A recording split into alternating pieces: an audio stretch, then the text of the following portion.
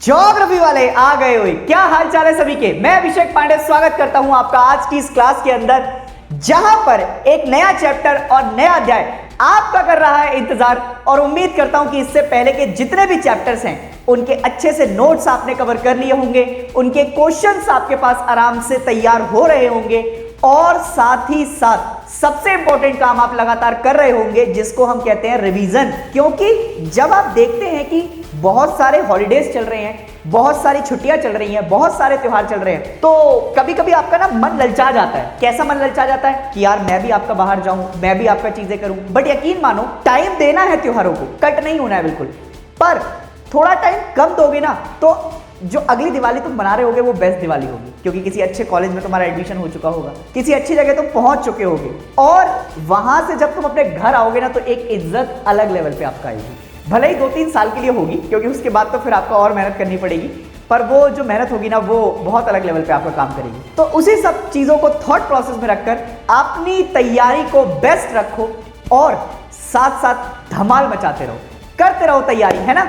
तो चलिए, आज के जो चैप्टर का नाम है वो है ट्रांसपोर्ट एंड कम्युनिकेशन, और ये थोड़ा बड़ा चैप्टर है, इसमें फैक्ट बहुत ज्यादा है। इस चैप्टर की खासियत ये है कि ये बोर्ड का सबसे पसंदीदा चैप्टर है। क्यों सर? क्योंकि इस चैप्टर से आते हैं डायरेक्ट क्वेश्चन, जिसमें वो पूछता है ट्रांस कैनेडियन लाइन के बारे में, फिर उसके बाद वो पूछता है ट्रांस साइबेरियन लाइन के बारे में। इससे एमसीक्यू भी बनते हैं, जिसमें वो पूछता है कि सबसे लंबी लाइन कौन सी है। इससे मैपिंग भी धड़ल्ले से आती है, एक मैप इससे पक्का रहता ही रहता है। तो आपके लिए ये चैप्टर बहुत जोरदार साबित होने वाला है, तो इसको पढ़िएगा भी। वैसे सबसे पहले बंदा आपका जानना चाहता है कि ट्रांसपोर्टेशन एंड कम्युनिकेशन होता क्या है। देखो, क्यों इस्तेमाल किया गया ट्रांसपोर्टेशन एंड कम्युनिकेशन को। पहले के जमाने में अगर आप ट्रांसपोर्ट को देखेंगे तो ट्रांसपोर्ट के जो सिस्टम थे, अगर आप बहुत पुरानी आपका पिक्चर देखोगे, पापा के जमाने की पिक्चर है, कौन सी वाली, जिसमें गाना बज रहा होता है और बैलगाड़ी आ रही होती है। उससे पहले भी तुमने आपका राजा महाराजाओं को बैठे देखा होगा, किस चीज पर, हॉर्स कार्ट पर। बुलक कार्ट्स पर आपका वो नहीं आते थे, क्योंकि वो हॉर्स कार्ट, हॉर्स चेयर जैसे बनते हैं ना, पूरे आपका घोड़े उड़े आपका जा रहे होते हैं, पूरा पैक कर कर बन जा रहा होता है। और तुमने वो पिक्चरें भी देखी होंगी, पता है कौन सी वाली, जिसमें एक आपका जो है बारात जारी होती है, एक बारात जारी होती है तो उसको पूरा आपका पैक होती है, वो पूरा बारात पैक में, और फिर बीच में से आपका जो उसको लेकर जा रहे होते हैं वो लूट ली जाती है। डाकू डूकू की आपका टाइम की बात है। तो ऐसे ट्रांसपोर्टेशन हुआ करती थी। धीरे धीरे कर कर आपका ट्रांसपोर्टेशन आज के समय पर मेट्रो, फिर भाई साहब फ्लाइट, श्यू श्यू श्यू, ऐसी आपका बहुत सारी चीजें चल गई हैं। तो ट्रांसपोर्ट का काम क्या होता है? ट्रांसपोर्ट बेसिकली आपका लोगों को जोड़ने का काम करता है। भाई साहब, ये बात मुझे इतनी गहरी लगी ना दिल पे मेरे, कि ट्रांसपोर्ट जोड़ने का काम करता है। आजकल लोग लोगों से नहीं जुड़ पा रहे हैं और ट्रांसपोर्टेशन जोड़ने का काम कर रहा है। यहां तो लोग लोगों से टूट रहे हैं, लोगों से आपका अलग होते जा रहे हैं। और बताओ, हमारा ट्रांसपोर्टेशन क्या कर रहा है? जोड़ने का काम कर रहा है। तभी कहते हैं कि भैया परिवहन आपको जोड़े एक दूसरे से, ठीक है। तो गुड्स आपका बेसिकली, अगर आपको एक जगह से दूसरी जगह कहीं पर गुड्स पहुंचाने हैं या कोई ट्रांसपोर्टेशन पहुंचाना है, तो उस ट्रांसपोर्टेशन को एक जगह से आपका दूसरी जगह ले जाने के लिए अलग अलग मीडियम, अलग अलग ट्रांसपोर्ट होंगे और कम्युनिकेशन के मीडियम भी होंगे। इससे क्या हो सकता है? आप इंटरेक्ट कर सकते हैं लोगों के साथ, आपकी इंफॉर्मेशन जो है वो एक इंसान से दूसरे इंसान के पास पहुंच जाएगी, आराम से एक्सचेंज हो सकता है। While transport facilitate physical movement, दस वेरियस मोड्स लाइक रोड्स आ सकती हैं, रेलवेज आ सकता है, एयरवेज आ सकता है, वाटरवेज आ सकता है। ये सब हमारे पास किसके मीन्स ऑफ ट्रांसपोर्ट के पार्ट हैं। उसके बाद कम्युनिकेशन पे आपका बात करेंगे, तो कम्युनिकेशन का मतलब होता है जो आपका आइडियाज का एक्सचेंज होता है। आइडियाज के साथ साथ आप मैसेजेस एक्सचेंज करते हो। मैसेजेस कैसे वाले? जैसे तुम आजकल की जनरेशन में लिखते हो, okay you bro, yo, mummy कहाँ गई? मॉमी हो गई है वो, ठीक है। और फिर उसके बाद पापा, डैडी हो गए, डैडी। उसके बाद आपका जो है भाई साहब क्या हो गया है? एक्सचेंज ऑफ आइडियाज में आइडियाज एक्सचेंज, पता है कैसे हो रहे हैं? आइडियाज एक्सचेंज ऐसे हो रहे हैं, bro you are coming to school tomorrow. Bro कहाँ है भैया? दोस्त है वो, ठीक है। तो एक्सचेंज ऑफ आइडियाज आपका जो चल रहा है उसको ऐसे आप करते हैं। तो मॉडर्न शेपिंग जो आज के जमाने में हो रही है उसमें आइडियाज का एक्सचेंज बहुत जरूरी है। और ट्रांसपोर्ट और कम्युनिकेशन आज के जमाने में हमें एडवांस वर्ल्ड के साथ कनेक्ट करने में बहुत मदद भी कर रहे हैं। अब इसमें बहुत सारे सेक्टर्स हैं जो कि अलग अलग अपना एक्सपीरियंस भी दे रहे हैं और उसके साथ साथ अपना कनेक्टिविटी भी दे रहे हैं, जिससे ट्रैवल एंड कम्युनिकेशन बहुत ज्यादा फास्टर बन जा रहा है, सेफ भी है और साथ साथ आपका एफिशिएंट भी है, ठीक है। इसी के साथ साथ जब आप ट्रांसपोर्ट पे जाते हैं तो ट्रांसपोर्ट क्या है? It is a service of facility for carriage of person and goods. अब सवाल ये उठता है कि कई सारे बच्चे जब आपका पेपर में आंसर लिख रहे होते हैं तो वो ट्रांसपोर्ट को सिर्फ एक ऐसे नजरिए से देखते हैं जहां से सामान ढोकर एक जगह से दूसरी जगह पहुंचाया जा सकता है। Answer is no. जब आप रोडवेज में जाते हैं तो रोडवेज में क्या होता है? इंसानों को भी आपका ढोकर ले जाता है, उसके साथ साथ बीच में कोई सामान भी रख देता है तो सामान को भी आपका ढोकर लेकर आते हैं। तो ये दोनों चीजों को कैरी कर रहा है। एज एन पर्सन भी आपको कैरी करने के लिए मतलब हमारा ट्रांसपोर्ट यूज हो रहा है, और एज एन आपका सामान ले जाने के लिए भी इसका इस्तेमाल किया जा रहा है। Humans, animal and different kind of vehicles, road and railways from part of land transport, while shipping, waterway and airways are the other two modes. Pipelines भी इसमें इस्तेमाल की जाती हैं और पाइपलाइंस को भी हम आपका ट्रांसपोर्टेशन मीडियम के तौर पर ही जानते हैं। अगर आप देखेंगे तो ट्रांसपोर्टेशन में क्या क्या ऐड हो रहा है? Airways, railways, roadways, maritime, pipelines, land, ये सब आपका इस्तेमाल किया जा रहा है। और अगर आप देखेंगे तो चॉइस ऑफ मोड के ऊपर भी डिपेंड करता है। आप कितना डिस्टेंस ट्रेवल कर रहे हैं, क्या एक कॉन्टिनेंट से दूसरे कॉन्टिनेंट जा रहे हैं, क्या एक कंट्री से दूसरी कंट्री जा रहे हैं, क्या आपको जल्दी पहुंचना है, कितनी कॉस्टिंग है। अगर आप अमीर हैं, अगर आप अमीर हैं, अगर आप अमीर हैं, देख सकते हैं आप मतलब इस बात पे, ठीक है। अगर आपके पास थोड़ा कम पैसा है, थोड़ा कम पैसा है, तो कॉस्टिंग आपको देखनी पड़ेगी, कैपेसिटी देखनी पड़ेगी, एनवायरनमेंट के ऊपर इंपैक्ट, ये तो कोई नहीं देखता है। देखते सिर्फ तीन ही चीजें हैं, डिस्टेंस कितना है, कॉस्ट कितनी है और कैपेसिटी कितनी है। हम आपका सामान लेकर जाएंगे तो एयरपोर्ट पे अलग से पैसा तो नहीं देना पड़ेगा। उन चीजों को देखकर आप क्या करते हैं, अपना जो मोड ऑफ ट्रांसपोर्ट है उसको चूज कर लेते हैं, और मोड ऑफ ट्रांसपोर्ट को चूज करने के बाद आपके पास व्हीकल्स, ऑपरेशनल, और फिर उनके तौर पर आपका चीजें निकलती हुई जाती हैं। अब अगर मोस्ट ऑफ द मूवमेंट आप समझेंगे, जो गुड्स आप समझ रहे हैं, गुड्स एंड सर्विसेज, जो बेसिकली आपका लैंड पर होते हैं। अब ध्यान सुनना, पहले के जमाने में क्या होता था, हम जब कैरियर लेकर जाते थे तो हमने ये देखा है कि जब दुल्हन को लेकर जा रहे होते तो दुल्हन को लेकर किस में जाते थे? पालकियां, डोलकी में। अभी बताया था मैंने तुमको, ये पालकियां, डोली जो है, ये 4 पर्सन आपका पकड़कर लेकर जाते थे। उनको कहार्स कहा जाता है नॉर्थ इंडिया के अंदर। नॉर्थ अलग अलग नाम हो सकते हैं, साउथ इंडिया में अलग नाम होगा, मिडिल इंडिया में अलग आपका नाम हो जाएगा, सेंट्रल इंडिया भी जिसको कह देते हैं आप, नॉर्थ ईस्ट में कोई अलग नाम हो सकता है, बट इसको नॉर्थ इंडिया में कहार्स के नाम से जाना जाता था। कहार्स का क्या काम होता था? 4 बंदे, 2 आगे पकड़ेंगे, 2 पीछे पकड़ेंगे, बीच में आपका दुल्हन की डोली है और उसको लेकर आपका गाने जाते हैं। गाने ऐसे गा रहे थे, चलो रे डोली उठाओ, ऐसे गाने बजते थे ना, तुमने देखा है? अब मैंने मतलब एक पिक्चर देखी थी भाई साहब, अब देखी वो मैंने पिक्चर, फिर मुझे समझ में आया कि पहले के जमाने में आपका ऐसे गाने क्यों बजते थे कि चलो रे डोली उठाओ। भाई साहब भयंकर लेवल पे गाने, डर का माहौल है भाई साहब, है ना।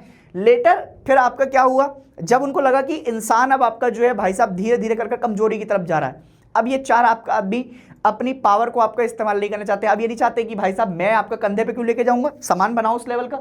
तो फिर इन्होंने क्या किया, फिर इन्होंने एनिमल्स का इस्तेमाल करना शुरू कर दिया, और एनिमल्स को आपका यूज करना शुरू किया एज एन ट्रांसपोर्ट के तौर पर। जैसे मैं अभी आपको बताया कि हम बैलगाड़ी में भी गए हैं, हमने आपका जो है घोड़ा, तुम कभी बैलगाड़ी में सवारी करी है? तुमने करी है क्या? भाई साहब क्या ही मजा आता है, अल्टीमेट मजा। और भाई साहब जो घोड़ा तांगा होता था ना, उसमें भी गया हूं मैं तो स्कूल जाता था आपका घोड़े तांगे में, बहुत मजा आता था, ठीक है। तो ये म्यूल्स, हॉर्सेस, अच्छा म्यूल्स तो आज भी इस्तेमाल होते हैं। कैसे? अब जैसे तुम कभी आपका तीर्थ स्थान पे जाते हो, तो तीर्थ स्थान में जैसे वैष्णो देवी पहुंच गए, केदारनाथ पहुंच गए, वहां पर जो खच्चर होता है, खच्चर जिसको म्यूल कहते हैं, जो हॉर्स और गधे का आपका मिक्सचर होता है, ठीक है, तो उसको म्यूल्स कहा जाता है। तो इसका इस्तेमाल आजकल के जमाने में किया जाता है। इसके अलावा लैंड ट्रांसपोर्ट की अगर आप बात करें तो धीरे धीरे कर पहले तो भैया ये सब कुछ इस्तेमाल होता था, फिर हुआ व्हील का इन्वेंशन, पहिए का इन्वेंशन हो गया। पहिया जैसे ही आया तो हमने कार्ट्स बनाए, कार्ट्स के बाद वैगन्स बनाने शुरू किए, और इसने जो ट्रांसपोर्टेशन है उसको बहुत रेवोल्यूशनाइज कर दिया। रेवोल्यूशनाइज कर आपका बेसिकली धीरे धीरे कर फिर हमने किसका इन्वेंशन किया? स्टीम इंजन का। और स्टीम इंजन का जो इन्वेंशन है वो 18th सेंचुरी में हुआ। पॉइंट नंबर 1 इंपॉर्टेंट है, इसको मार्क कर रखिएगा, पेपर के पर्सपेक्टिव से आपका काम आने वाला है। कि सबसे पहले अगर तुमसे पूछ लिया जाए, सबसे पहले अगर तुमसे आपका पूछ लिया जाए कि भैया स्टीम इंजन की आपका कहानी कब शुरू हुई, तो स्टीम इंजन आपका 18th सेंचुरी में इन्वेंट कर दिया गया है। और फर्स्ट पब्लिक रेलवे लाइन कब ओपन की गई है? 1825 में। दोनों पॉइंट को एज एन एमसीक्यू के पर्सपेक्टिव से आपका लिख लीजिएगा। अगर कहीं नोट्स नहीं बना रहे हो तो स्टिकी नोट्स ले लो, स्टिकी नोट्स को अपनी जिस चैप्टर पर यहां पर अपनी बुक के साथ उसको चिपका देना, ठीक है। तो क्या हो जाएगा, 1825 में कहां से कहां तक खोली गई? स्टॉकटन एंड डार्लिंगटन, ये कहां पर है, नदर्न इंग्लैंड में। एंड फिर धीरे धीरे कर आपका जो है उसका इन्वेंशन करते गए। तो तुमसे पूछ सकता है कि पहली आपका रेलवे कब खोली गई, तो पहली रेलवे आपका 1825 में खोली गई स्टॉकटन से डार्लिंगटन तक, और 18वीं सेंचुरी में आपका जो है क्या हुआ था, स्टीम इंजन का इन्वेंशन होता हुआ चला गया। अगर तुम देखोगे तो अब जैसे ही आपका स्टीम इंजन आया, इसने क्या कर दिया, it open the continental interior for commercial grain, farming, mining, manufacturing, और ये सारी चीजें आपका यूएसए के अंदर हो रही थी, क्योंकि उस समय पर आपका यूएसए क्या कर रहा था, डेवलप्ड नेशन की तरफ आपका जा रहा था। Invention of internal combustion engine revolutionised road transport. अब जैसे ही आपका इंटरनल कंबंशन आपका जनरेट हुआ तो इससे क्या हुआ, फिर रोड ट्रांसपोर्ट की तरफ लोगों का रुझान गया, लोगों ने आपका डोर टू डोर फैसिलिटी को ज्यादा तजब्बो दी उस केस में। एंड फिर रोड की क्वालिटी आपका इंप्रूव होनी शुरू हुई, क्योंकि अगर रोड की क्वालिटी आपका अनमेटेलिक रोड पे तुम चलाते रहोगे तो वो तो रोज खराब होगी। उसके बाद यहां से आई फिर मोटर कार्स, ट्रक्स का आपका इस्तेमाल होना शुरू हुआ, और फिर आपका among the newer development in land transport are pipelines, जो कि आज के समय आप देखते हो। अब कौन से आ गए, रोपवेज आ गए। रोपवेज देखा तुमने, एक जगह से आपका ऐसे टेवर कार जारी होती है, उस पर उधर से आपका टपनडुब्बी टाइप इधर से फेंक देते हैं। उसके बाद क्या होता है, रोप बेस के बाद आपका जो है केबल बेस, फिर liquid like mineral oil, water, sludge and sewers transportation pipelines, ये सब आज के जमाने की आपका मॉडर्न टेक्नोलॉजी है और मॉडर्न फॉर्म ऑफ ट्रांसपोर्ट में इसको इस्तेमाल किया जाता है। अगर तुम रोडवेज की तरफ चलोगे, सबसे पहले अपन आपका रोड को समझते हुए चल रहे हैं, तो road transport is highly economical for the short distance. सवाल फिर से बोल रहा हूं, जब आंसर लिखो तो आंसर लिखते हुए ना इन पॉइंटर्स को अंडरलाइन करते हुए चलना। आते हैं पेपर, इस चैप्टर से क्वेश्चन आएंगे, मैं लिख के दे रहा हूं तुम्हें। तो जब भी तुम लिखो कि अगर तुमसे आपका पूछा रहा है रोड का क्या इस्तेमाल है, तो रोड एक बहुत ही इकोनॉमिकल पर्सपेक्टिव है, बट क्या लिखोगे, शॉर्ट टर्म के लिए। अगर आपको शॉर्ट डिस्टेंस ट्रेवल करना है, ऑल्दो आज तो ये बहुत चेंज हो गया है, आजकल तो लोग बाइक से आपका पूरी दुनिया घूम रहे हैं, समझ रहे हो मेरी बात। तो शॉर्ट डिस्टेंस कवर करने के लिए अगर आपको जाना है, डोर टू डोर जाना है, एक जगह से दूसरी जगह सामान पहुंचाना है, बहुत छोटे डिस्टेंस के लिए फ्रीट्स पर आपका जो है चीजें पहुंचानी है, तो वो काम आसानी से हो सकता है। Due to this door to door services capability, unmetalled road particularly during rainy season.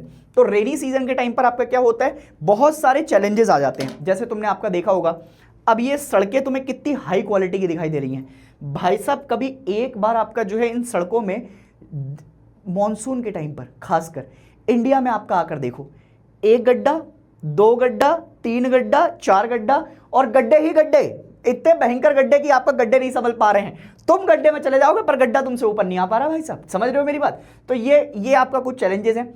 Metalled road also face handicap during heavy rain and floods. तो रेन के टाइम पर, फ्लड्स के टाइम पर आपका जो है बेसिकली बहुत ज्यादा दिक्कतें हो जाती हैं। अगर तुम देखोगे चाहे कितनी से कितनी अच्छी रोड हो, वो भी आपका खराब हो जाती है। The world total motorable load length is about 15 million kilometer with North America accounting for the highest road density।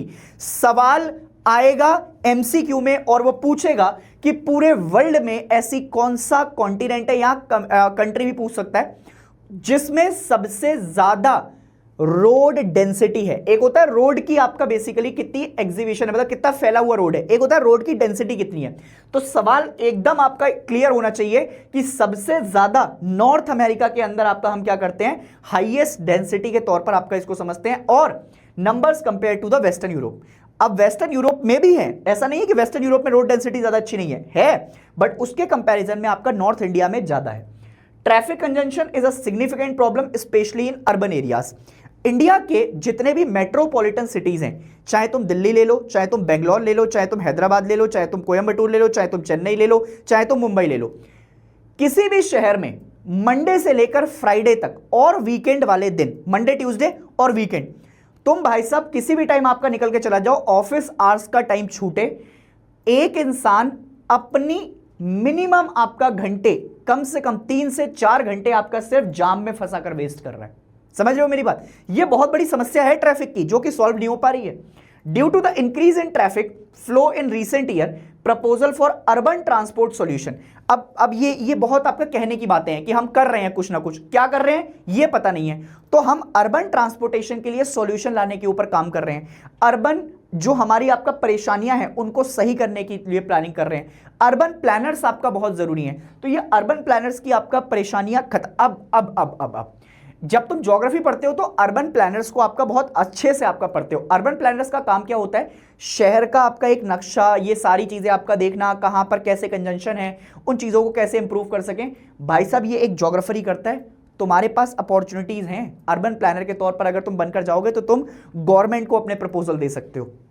उसके साथ साथ पार्किंग की समस्या, अब पार्किंग की समस्या है वो ठीक है, बट पार्किंग सरकार क्यों नहीं देती है? भाई साहब म्युनिसिपल कॉर्पोरेशन वाले आते हैं, ठीक है, एमसीडी वाले आए और तुरंत कहीं अगर तुमने गाड़ी लगाई है तो तुरंत उठा के ले जाते हैं गाड़ी। पर मेरा सवाल यह है कि अगर मैं सड़क पर गाड़ी लगा रहा हूं तो लगा क्यों रहा हूं? मुझे गाड़ी लगाने के लिए मजबूरन जरूरत पड़ रही है सड़क पे खड़ी करने की, मेरा मन नहीं है। अगर साहब आप पार्किंग दोगे मुझे, अगर प्रॉपर आपकी पार्किंग की फैसिलिटीज अवेलेबल होंगी, जिस हिसाब से आप हर्जाना लेते हैं, जिस हिसाब से एमसीडी आपका टैक्स लेती है, तो सर सवाल यह है कि वहां पर फिर फैसिलिटीज क्यों नहीं दी जा रही हैं? आप तो फैसिलिटीज दीजिए, आप पार्किंग बनाकर दीजिए, मल्टी लेवल पार्किंग सिस्टम बनाइए, एक मॉल बने उसमें आपका जो है 2 पार्किंग बनाकर दो, देखें कौन आपका जो है देश में बाहर खड़ी कर जाएगा बाइसाइकिल, कौन बाहर खड़ी कर जाएगा अपनी मोटरसाइकिल? नहीं करेंगे लोग। लोगों को मजा थोड़ी आ रहा है, फीस ले रहे हो आप लेते हो, जरा सी जगह में आपका परेशानी हो जाती है। उसके साथ साथ rapid transition system, mass rapid transit, public bus service, ये सारे आपका जो है रोड में इस्तेमाल किए जाते हैं। अब अगर तुम देखोगे तो पहले पैक एनिमल को देखो, ये पहले ऐसे इस्तेमाल होता था, फिर धीरे धीरे करके इसको कवर कर दिया गया।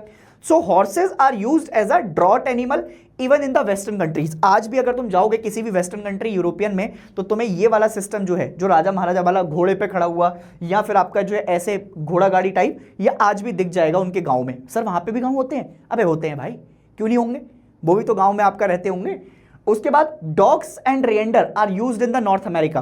तुमने बहुत सारी पिक्चरें देखी होंगी जहां पर बर्फ पर, मतलब जो डॉग्स होते हैं हमारे, वो क्या करते हैं, वो लोगों को बैठाकर आपका उस पूरी बर्फ पर खींच रहे होते हैं और फिर ऐसे अंदर की तरफ ले जाते हैं गुफा वगैरह। तो ये डॉग्स रेंडिंग वगैरह बहुत कॉमन है। उसके बाद Europe and Siberia to draw sledges over snow covered ground. ये तुम पिक्चर्स में भी देख पाओगे कि डॉग्स क्या करते हैं, जो हमारा एकदम स्नो कवर्ड ग्राउंड है उस पर आपका लोगों को खींचकर एंजॉय करवाते हैं। म्यूल्स, ये माउंटेन रीजन में, अभी मैंने एग्जांपल दिए तुम्हें कहां कहां पर, जैसे तुम किसी भी तीर्थ स्थान पर जाओगे तो वहां पर इसका इस्तेमाल किया जाता है। उसके अलावा कैमल्स को देखोगे तो कैमल्स आपको ज्यादातर कैरावन मूवमेंट में, डेजर्ट इलाके में इस्तेमाल होते हैं, और इंडिया में तो आपका जो है बुलक कार्ट, पता ही है तुम्हें, इस्तेमाल आज भी हो रही है। Road transport is the most economical for short distances compare to railways. अब आज के जमाने में आपका रेलवेज को ज्यादा इस्तेमाल करने लग गए हैं हम, क्यों? क्योंकि हमें ऐसा लगता है कि अगर थोड़ा सा भी आपका लंबा डिस्टेंस है तो रेलवेज में चलते हैं, एक तो पैसा कम लगता है थोड़ा सा रोड के कंपैरिजन में, और दूसरी बात यह है कि सामान आसानी से पहुंच जाता है।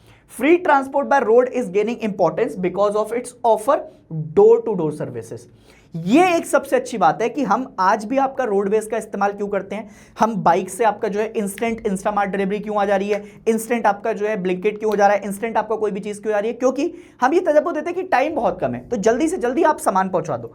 एक आपका अगर कहीं ऑर्डर बीच में रुक गया तो भाई साहब आपको टेंशन हो जाती है, हाय मेरा ऑर्डर इतनी मुश्किल से सस्ते में लिया था मैंने, फिर वो महंगा हो गया, मेरी सेल चल रही थी पर वो सेल में आपका जो है काम कैसे चलेगा। हाँ तो भैया सेल चल रही है तो सेल में आपका सामान मंगाओ। कई लोगों के तो आईफोन ऑर्डर नहीं हो पाते हैं आपका बिग बिलियन डेज में, कई लोग आपका जो है ब्लिंकिट तुरंत आपका कर रहे हैं। भाई साहब जैसी सेल आई आईफोन लूंगा मैं, पता चला पोपट हो गया, पोपट आईफोन ही कैंसिल कर दिया, क्यों? खत्म हो गया है। अब आईफोन ले रहे हैं भाई साहब कि पड़ोसी ने लिया है 74,000 में, मैं ले रहा हूं 1 लाख में, पड़ोसी खुश तुम टेंशन में, 25,000 का चूना लगा दिया। ऐसा भी होता है, ठीक है। तो भैया क्या हो रहा है, unmetalled road through simple in construction are not effective and serviceable all season. क्योंकि होता क्या है कि कई, अब जैसे तुम पहाड़ों में जाओगे तो पहाड़ों में बहुत समय पर आपका ऐसा भी होता है कि जो हमारी रोड है वो बर्फ के कारण या फिर आपका जो है बेसिकली किसी सीजन के कारण कट जाती है, 6-6 महीने तक आपका जो है उनको एक्सेस नहीं कर सकते आप। During the rainy season these become unmotorable and metal one are seriously hand picked during heavy rains.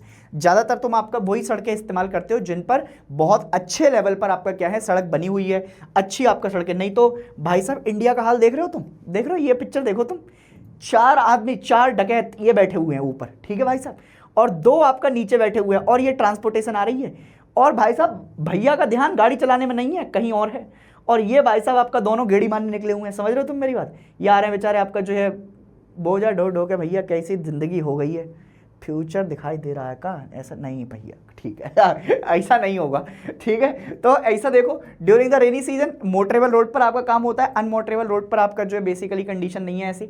In such condition the high embankment of rail tracks and efficient maintenance of railway transport services used, क्योंकि railway एक ऐसा है कि railway में आपका लगातार आप इस्तेमाल कर सकते हो, क्योंकि वो मतलब ऐसी सड़क जगह से सड़क की तरह नहीं है कि भाई वहां पर डूब गई है सड़क, टूट गई है, तो ज्यादातर अब लोगों को आपका जो है इसका रेलवे का आपका इस्तेमाल करने लग गए हैं, क्योंकि वो ऑल सीजन चल रही है चाहे कुछ भी हो जाए।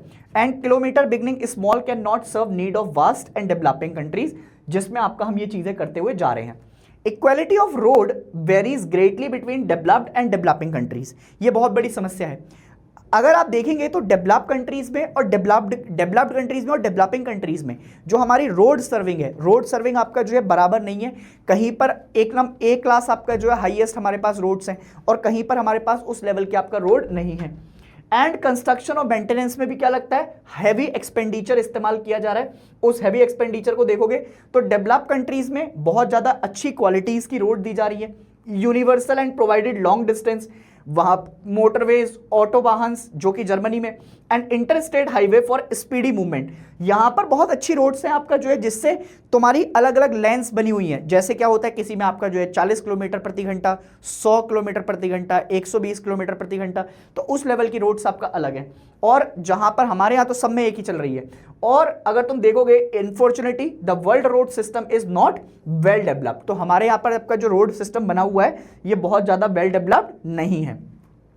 अगर तुम देखोगे world total motorable road length is only about 15 million kilometre, अभी बताया।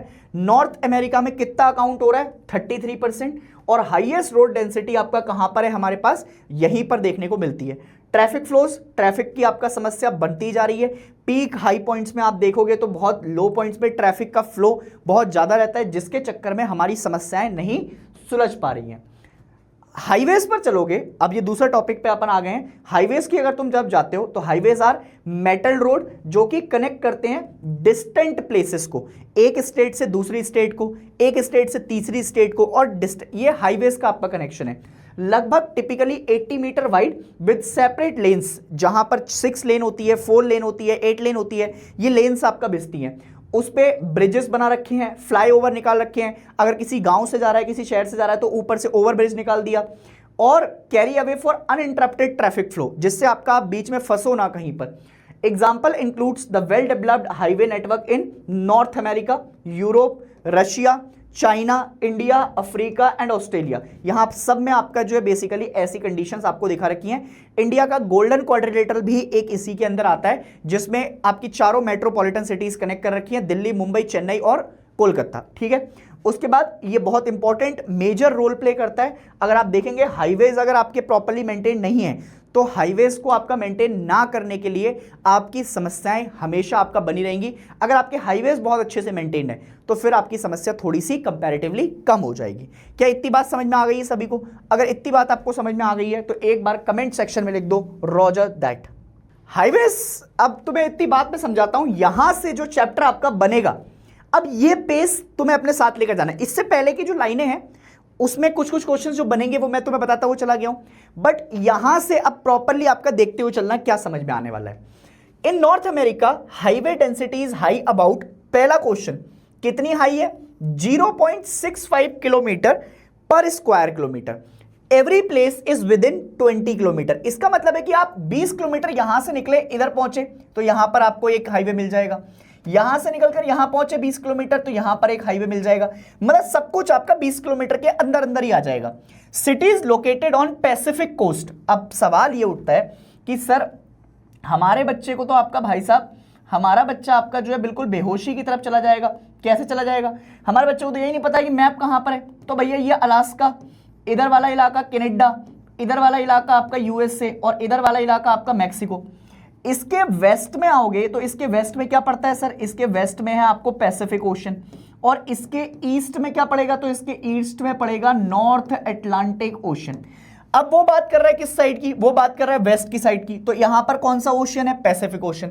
Well connected with those of Atlantic coast, मतलब हमारा जो वेस्टर्न साइड है पैसिफिक कोस्ट का वो बहुत अच्छे लेवल पर अच्छे तरीके से कनेक्टेड है नॉर्थ अटलांटिक ओशन के साथ। Likewise the cities of Canada in the north are linked with those of Mexico in the south. तो अगर तुम्हें कनाडा वाले इलाके को आपका देखना है मैक्सिको तक, तो ये भी बहुत अच्छे से कनेक्टेड है। अब इस पूरी लाइन में अभी अपन आगे पढ़ेंगे ट्रांस कैनेडियन हाईवे, जो कि वैंकूवर से शुरू हो रहा है। ध्यान से देखना क्या बोल रहा हूं मैं, वैंकूवर से शुरू हो रहा है इन द ब्रिटिश कोलंबिया, किधर, वेस्ट कोस्ट पर। और ये किसको कनेक्ट कर रहा है, सेंट जोन्स को कनेक्ट कर रहा है, city in the new found land, ये किधर है, ईस्टर्न कोस्ट पर है। And the Alaskan highway links Edmonton, जो कि कनाडा में है, टू एंकोगर, जो कि अलास्का में है।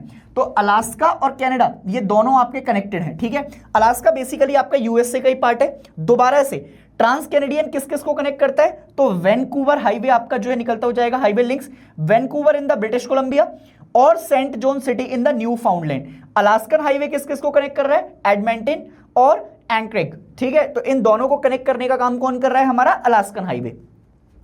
Pan American Highway, a large portion of which has been constructed, will connect the countries of South America, Central America and USA Canada. The Transcontinental Stewart Highway connects Darwin island सुना है तुमने, Darwin theory सुनी है, जो कि north coast पर, and Melbourne by Terminal Creek and Alice Spring in the Australia. तो इसको भी आप क्या करेंगे, इसको भी आप कनेक्टेड रखेंगे। अब अगर यूरोप की तरफ चले, तो यूरोप में आपका हमारे पास बहुत बड़े बड़े आपका लार्ज नंबर ऑफ व्हीकल्स होते हैं, भयंकर आपका व्हीकल्स हैं, वेल डेवलप्ड हाईवे नेटवर्क भी है, but highway face a lot of competition from the railways and waterways. क्योंकि अगर आप देखेंगे तो जो यूरोपियन साइड है, यूरोपियन साइड में जो हमारी सीज हैं वो बहुत अच्छे से कनेक्टेड हैं उनकी कंट्रीज के साथ, और वहां का रेलवे सिस्टम इतना सुंदर है, इतना प्यारा बना हुआ है कि लोग रोडवेज को ज्यादा छोड़कर वाटरवेज क्रूज के मजे लेने जाते हैं और उसके साथ साथ आपका रेलवे का इस्तेमाल करते हैं। तो ये यूरोप वाली साइड आपका यहां पर कनेक्टेड है। In Russia a dense highway network is developed in industrialised region west of Urals. अब यूराल्स क्या है, तो सबसे पहले आपका यूराल्स माउंटेन्स हैं। अच्छा, मुझे कमेंट सेक्शन में आप ये बताना कि यूराल्स माउंटेन जो हैं ये कौन कौन सी कंट्रीज के साथ आपका कनेक्टेड रहते हैं, मैं जानना चाहता हूं कमेंट सेक्शन में। अगर तुमने इसका आंसर नहीं दिया तो मैं ये समझ जाऊंगा कि तुमने चैप्टर अच्छे से नहीं पढ़ा है। तो यूराल माउंटेन आपका मुझे बताना कि कौन कौन सी कंट्रीज के साथ आपका कनेक्ट करते हैं। With the Moscow as the hub, the important Moscow ब्लैबिस्को highway serve the region to east. तो ये बहुत ही फेमस सा आपका हाईवे है मॉस्को ब्लैबिस्को, है ना। And due to the vast geographical area, highway in the Russia are not as important as the railways. In China, highway crisscross the country, connecting in all the major cities such as Guangzhou near Vietnam boundary. ये किसके साथ connected है, Vietnam के साथ। और Shanghai जो कि central China का पार्ट है, उसके अलावा ज़ुआंगजू जो कि साउथ में पड़ता है, और फिर बीजिंग जो कि आपको नॉर्थ में दिखाई देता है। नाम देखो कैसे आपका याद करने हैं तुम्हें। अगर तुम्हें इसको ऐसे याद करना है तो इसकी एक बाउंड्री बना लो, एक जगह लिख लो नॉर्थ, एक जगह लिख लो साउथ, एक जगह लिख लो ईस्ट और एक जगह लिख लो वेस्ट। अब इसको ऐसे जहां पर भी आपका पढ़ रहे हो उसके मैपिंग के साथ आपका कनेक्ट करते हो चलो। सबसे पहले तुम्हें क्या पढ़ना है, सबसे पहले तुम्हें आपका जो है ध्यान रखना है सेंट्रल चाइना वाला इलाका। मान लो ऐसे तुमने आपका चाइना लिख दिया ऊपर, चाइना के साथ ये वाले इलाके में आपका तुमने लिख दिया सेंट्रल पार्ट। इस सेंट्रल पार्ट में क्या मिल रहा है तुम्हें, शंघाई, यहां पर लिख दो शंघाई मिल गया सर। संघाई के बाद आपके पास क्या आ गया, ज़ोंगजू, ठीक है। ये कहां पर मिलेगा, साउथ में, तो लिख दो ज़ोंगजू, ठीक है, लिख दिया तुमने ज़ोंगजू। अब ज़ोंगजू लिखने के बाद उसके बाद आपका कहां पर बढ़ो, बीजिंग। बीजिंग कहां पर है, तो बीजिंग आपका नॉर्थ में पड़ रहा है, तो ये बीजिंग लिख दो। उसके बाद आपका कहां पर आ जाओ, उसके बाद अगर तुम्हें आपका कुछ ईस्ट वेस्ट में दिखाई दे रहा है तो वो भी लिख दो, नहीं दिख रहा है तो ये तरीका होता है आपका किसी भी चीज को याद रखने का, ऐसे कर लिख दो। इससे तुम्हें चाइना के हाईवे आपका हमेशा के लिए याद हो जाएंगे। तुम्हें भटकना नहीं पड़ेगा कि शंघाई कहां पर है, बीजिंग कहां पर है। बड़ा बड़ा दिखेगा ना मैप के साथ कि शंघाई सेंट्रल में है, बीजिंग नॉर्थ में है, ज़ोंगजू साउथ में है, तो दिमाग की बुद्धि खुलेगी और दिमाग आपका जो है बिल्कुल एकदम सटीक तरीके से लगा रहेगा, ठीक है। उसके बाद अगर इंडिया में बात करेंगे तो इंडिया के जो हाईवे हैं वो मेजर टाउन्स एंड सिटीज को कनेक्ट करते हैं। अब जैसे गोल्डन क्वाड्रिलेटरल है, तो गोल्डन क्वाड्रिलेटरल को आपका कनेक्ट करने के लिए क्या क्या होता है, हमारे पास आपका दिल्ली है, दिल्ली से आपका क्या कनेक्टेड है, दिल्ली से आपका मुंबई वाला इलाका कनेक्टेड है, मुंबई से आपका इलाका कौन सा कनेक्टेड है, तो आपके पास चेन्नई कनेक्टेड है, और चेन्नई से कौन सा इलाका कनेक्टेड है, तो चेन्नई से आपका इलाका कनेक्टेड है कोलकाता वाला। अब सर ये सारे इलाके कनेक्ट हो गए, हो गया काम तुम्हारा, लो गोल्डन क्वाड्रिलेटरल बन गया तुम्हारा पूरा।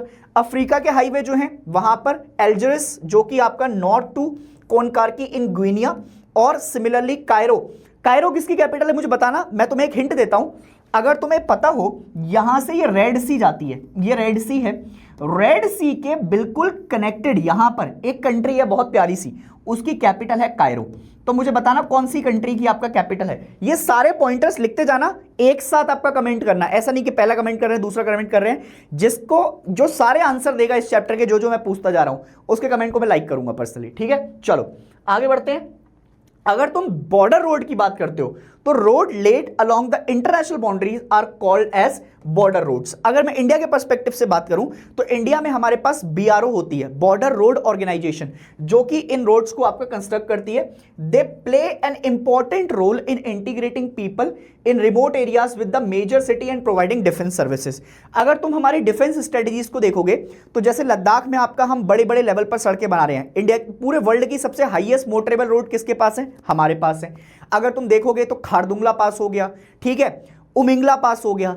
अच्छा, खारदुंगला पास, उमिंगला पास में से सबसे हाईएस्ट मोटरेबल रोड कौन सा है जहां पर पूरे वर्ल्ड में मोटर गाड़ी जा सकती है? वो भी बताना मुझे कमेंट सेक्शन में, ठीक है।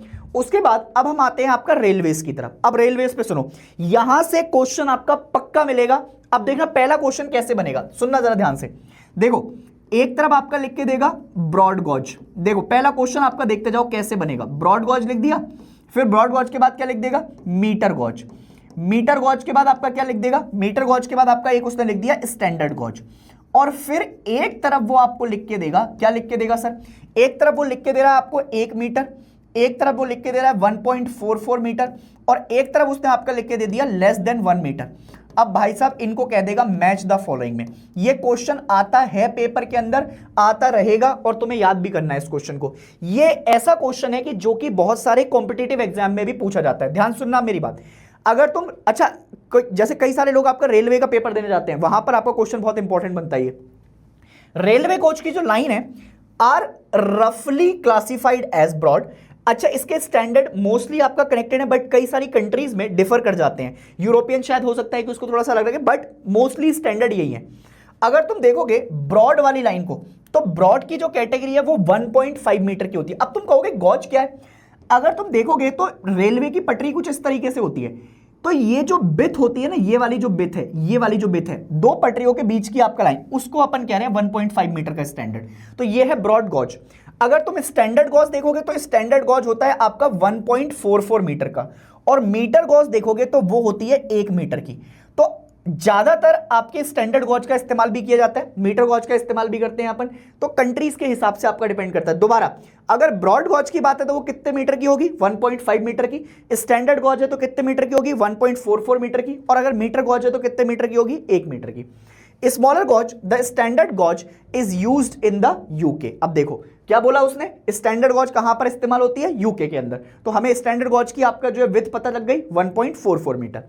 Commuter trains are very popular in UK, USA, Japan and India. These carry millions of passengers daily from to and fro in the city. They are about 13 lakhs. जैसे अगर तुम्हें आपका मैं बताऊं, एक ट्रैम ट्रेन चलती है आपका जो है कोलकाता के अंदर, वो सिटी के अंदर अंदर आपका लेके जाती है एक जगह से दूसरी जगह।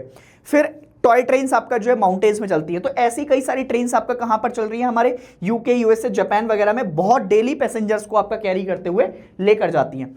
पूरे यूरोप की अगर मैं बात करूं तो सबसे, पूरे वर्ल्ड में सबसे डेंस अगर रेलवे आपको कहीं पर मिलेगा तो यूरोप के अंदर मिलेगा।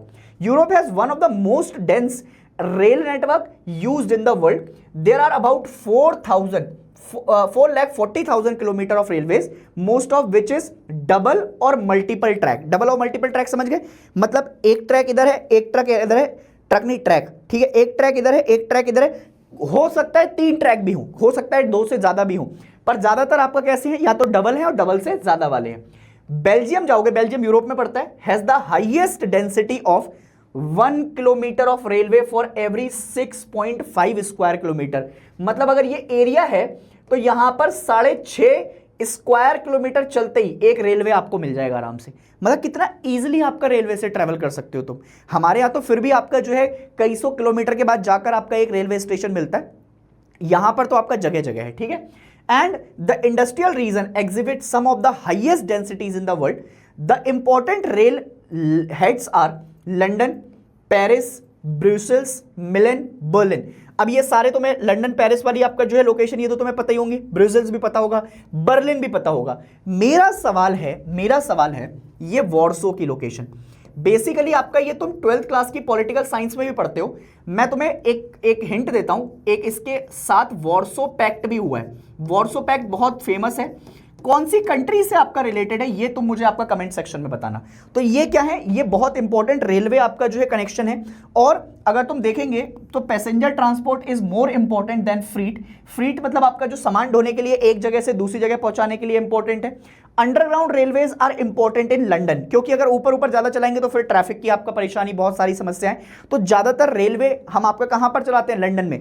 अगर तुम कोलकाता में देखोगे तो सबसे पहली मेट्रो जो चलाई गई थी वो अंडरग्राउंड ही चलाई गई थी। Channel tunnel operate euro tunnel group through England connects London with Paris. इसको भी आपका याद रखना, क्या क्वेश्चन बन सकता है कि चैनल टनल जो कि यूरो टनल को कनेक्ट करता है, किस किस को कनेक्ट करता है, तो इंग्लैंड को कनेक्ट करता है आपका लंदन से। किसको कनेक्ट करता है, चैनल टनल जाने वाला यूरो टनल ग्रुप किस किस को कनेक्ट करेगा जी, किस किस को कनेक्ट करेगा, लंदन पेरिस को कनेक्ट करेगा, लंदन पेरिस को कनेक्ट करेगा। अबे लंदन पेरिस है तो लंदन पेरिस को कनेक्ट करेगा ना, पूछना तो पड़ेगा ना जी, पूछना तो पड़ेगा ना, है ना। हाँ, तो transcontinental railway lines have no lost their importance, quicker and more flexible transport airways और रोडवेज के साथ साथ। अब रशिया के अंदर आ जाते हैं। Russia railway account for about 90% of the countries total transport with a very dense network west of Urals. फिर से आपका यूराल्स माउंटेन आ गए। Moscow is most important rail head with major line radiating to the different part of the country, vast geographical area. Underground railway and commuter trains are also important in the Moscow. Moscow में आपका ये भी important रहेंगी।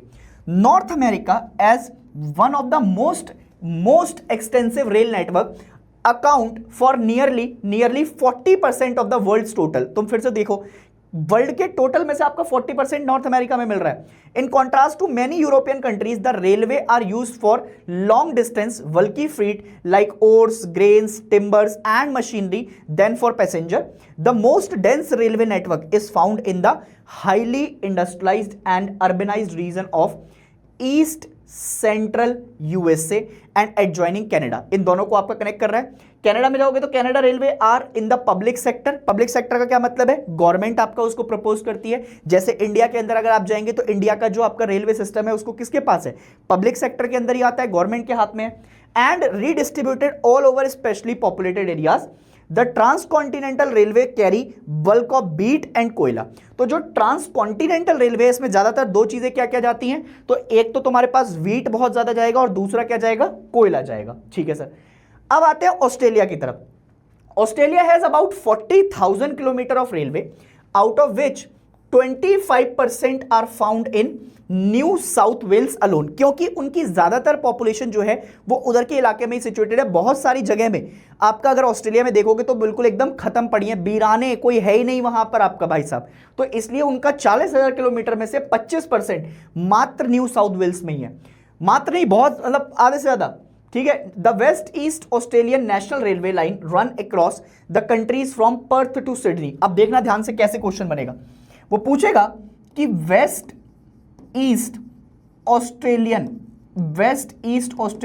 National railway किस किस को connect कर रहा है। भाई साहब ये बात जितनी इंपॉर्टेंट है उतनी ही आपका क्वेश्चन भी इंपॉर्टेंट रहेगा। ये पर्थ को सिडनी से कनेक्ट करने का काम करता है, ये क्वेश्चन आपका पेपर में बनेगा।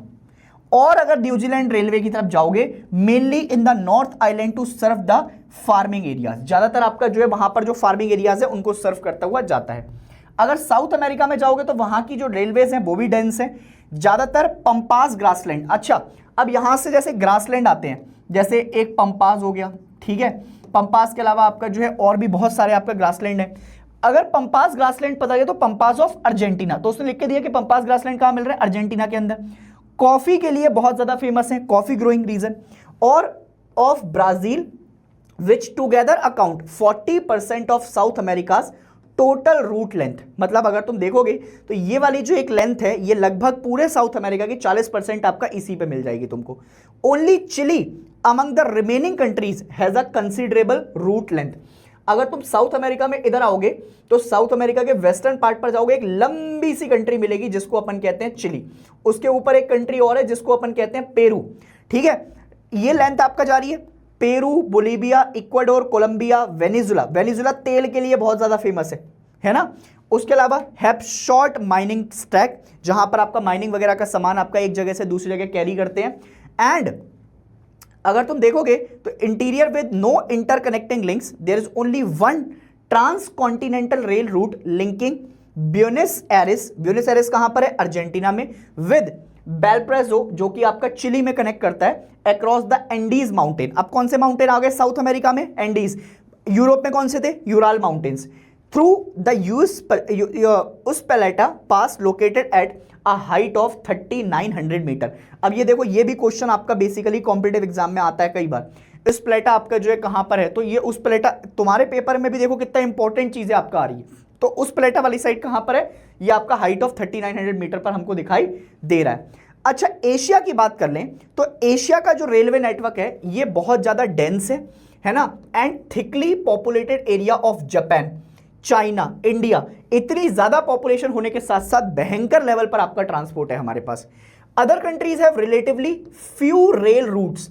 Waste Asia is the least developed in rail facility because of vast desert area. बहुत ज्यादा आपका डेजर्ट की वजह से ये डेवलप्ड ही नहीं हो पा रहा है। अफ्रीका में जाओगे तो despite being the second largest has only 40,000 kilometre.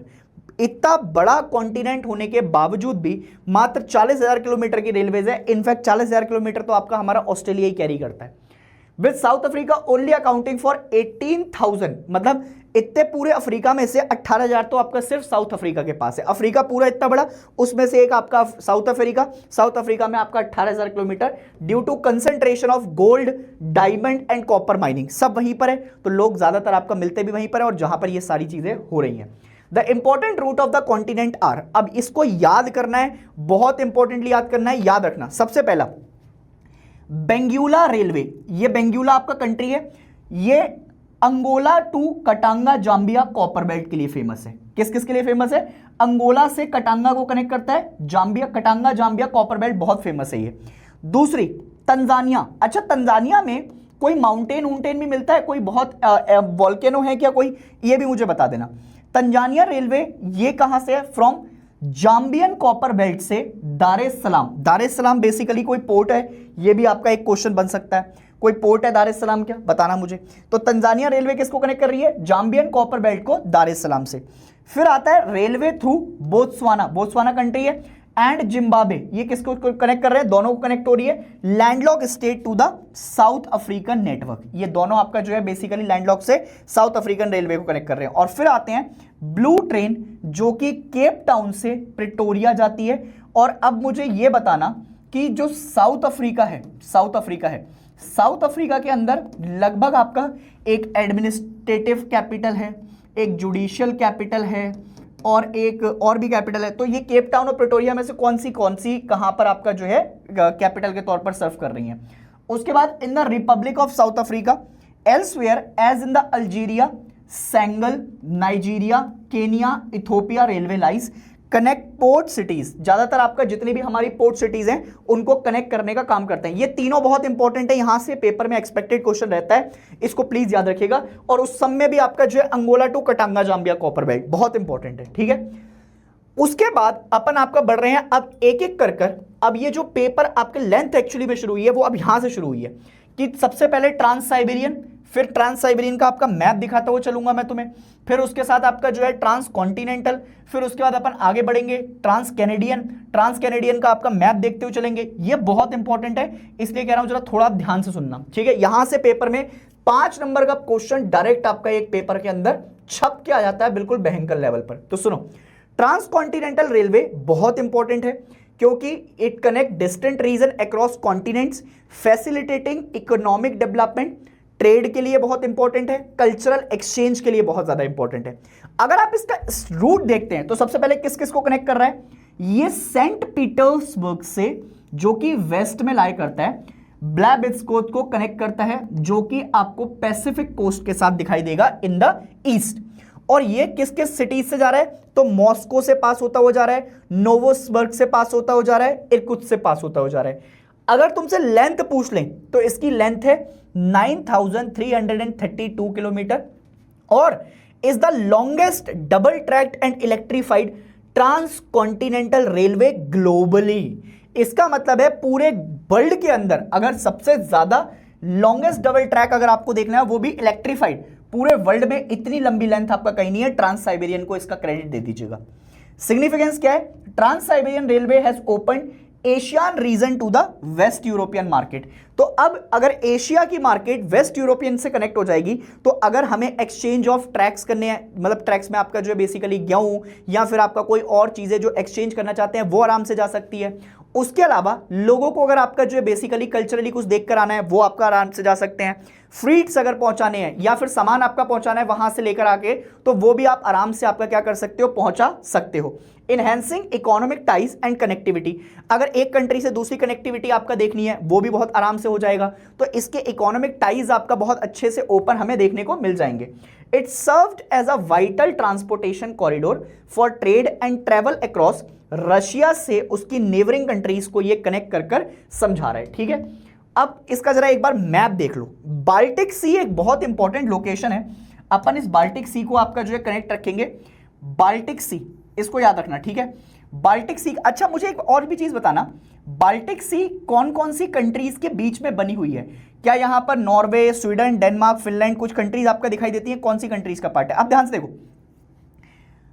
Saint Petersburg ये रहा आपके पास, ये सेंट पीटर्सबर्ग से मॉस्को, कजान, येकातेरिनबर्ग, यूमेन, ओम्स्क, फिर क्रेनिसबर्ग, फिर आपका बीच में नोविसबर्ग, फिर एंगर्सबर्ग, चीटा और फिर चिता भी बोलते हो, जो भी बोलते होंगे, खैबर्सबर्ग, फिर उसके बाद ब्लाबिस्टोक। ये पूरा आपका इलाका कनेक्ट करता हुआ जा रहा है। ये है हमारी ट्रांस साइबेरियन लाइन, ठीक है।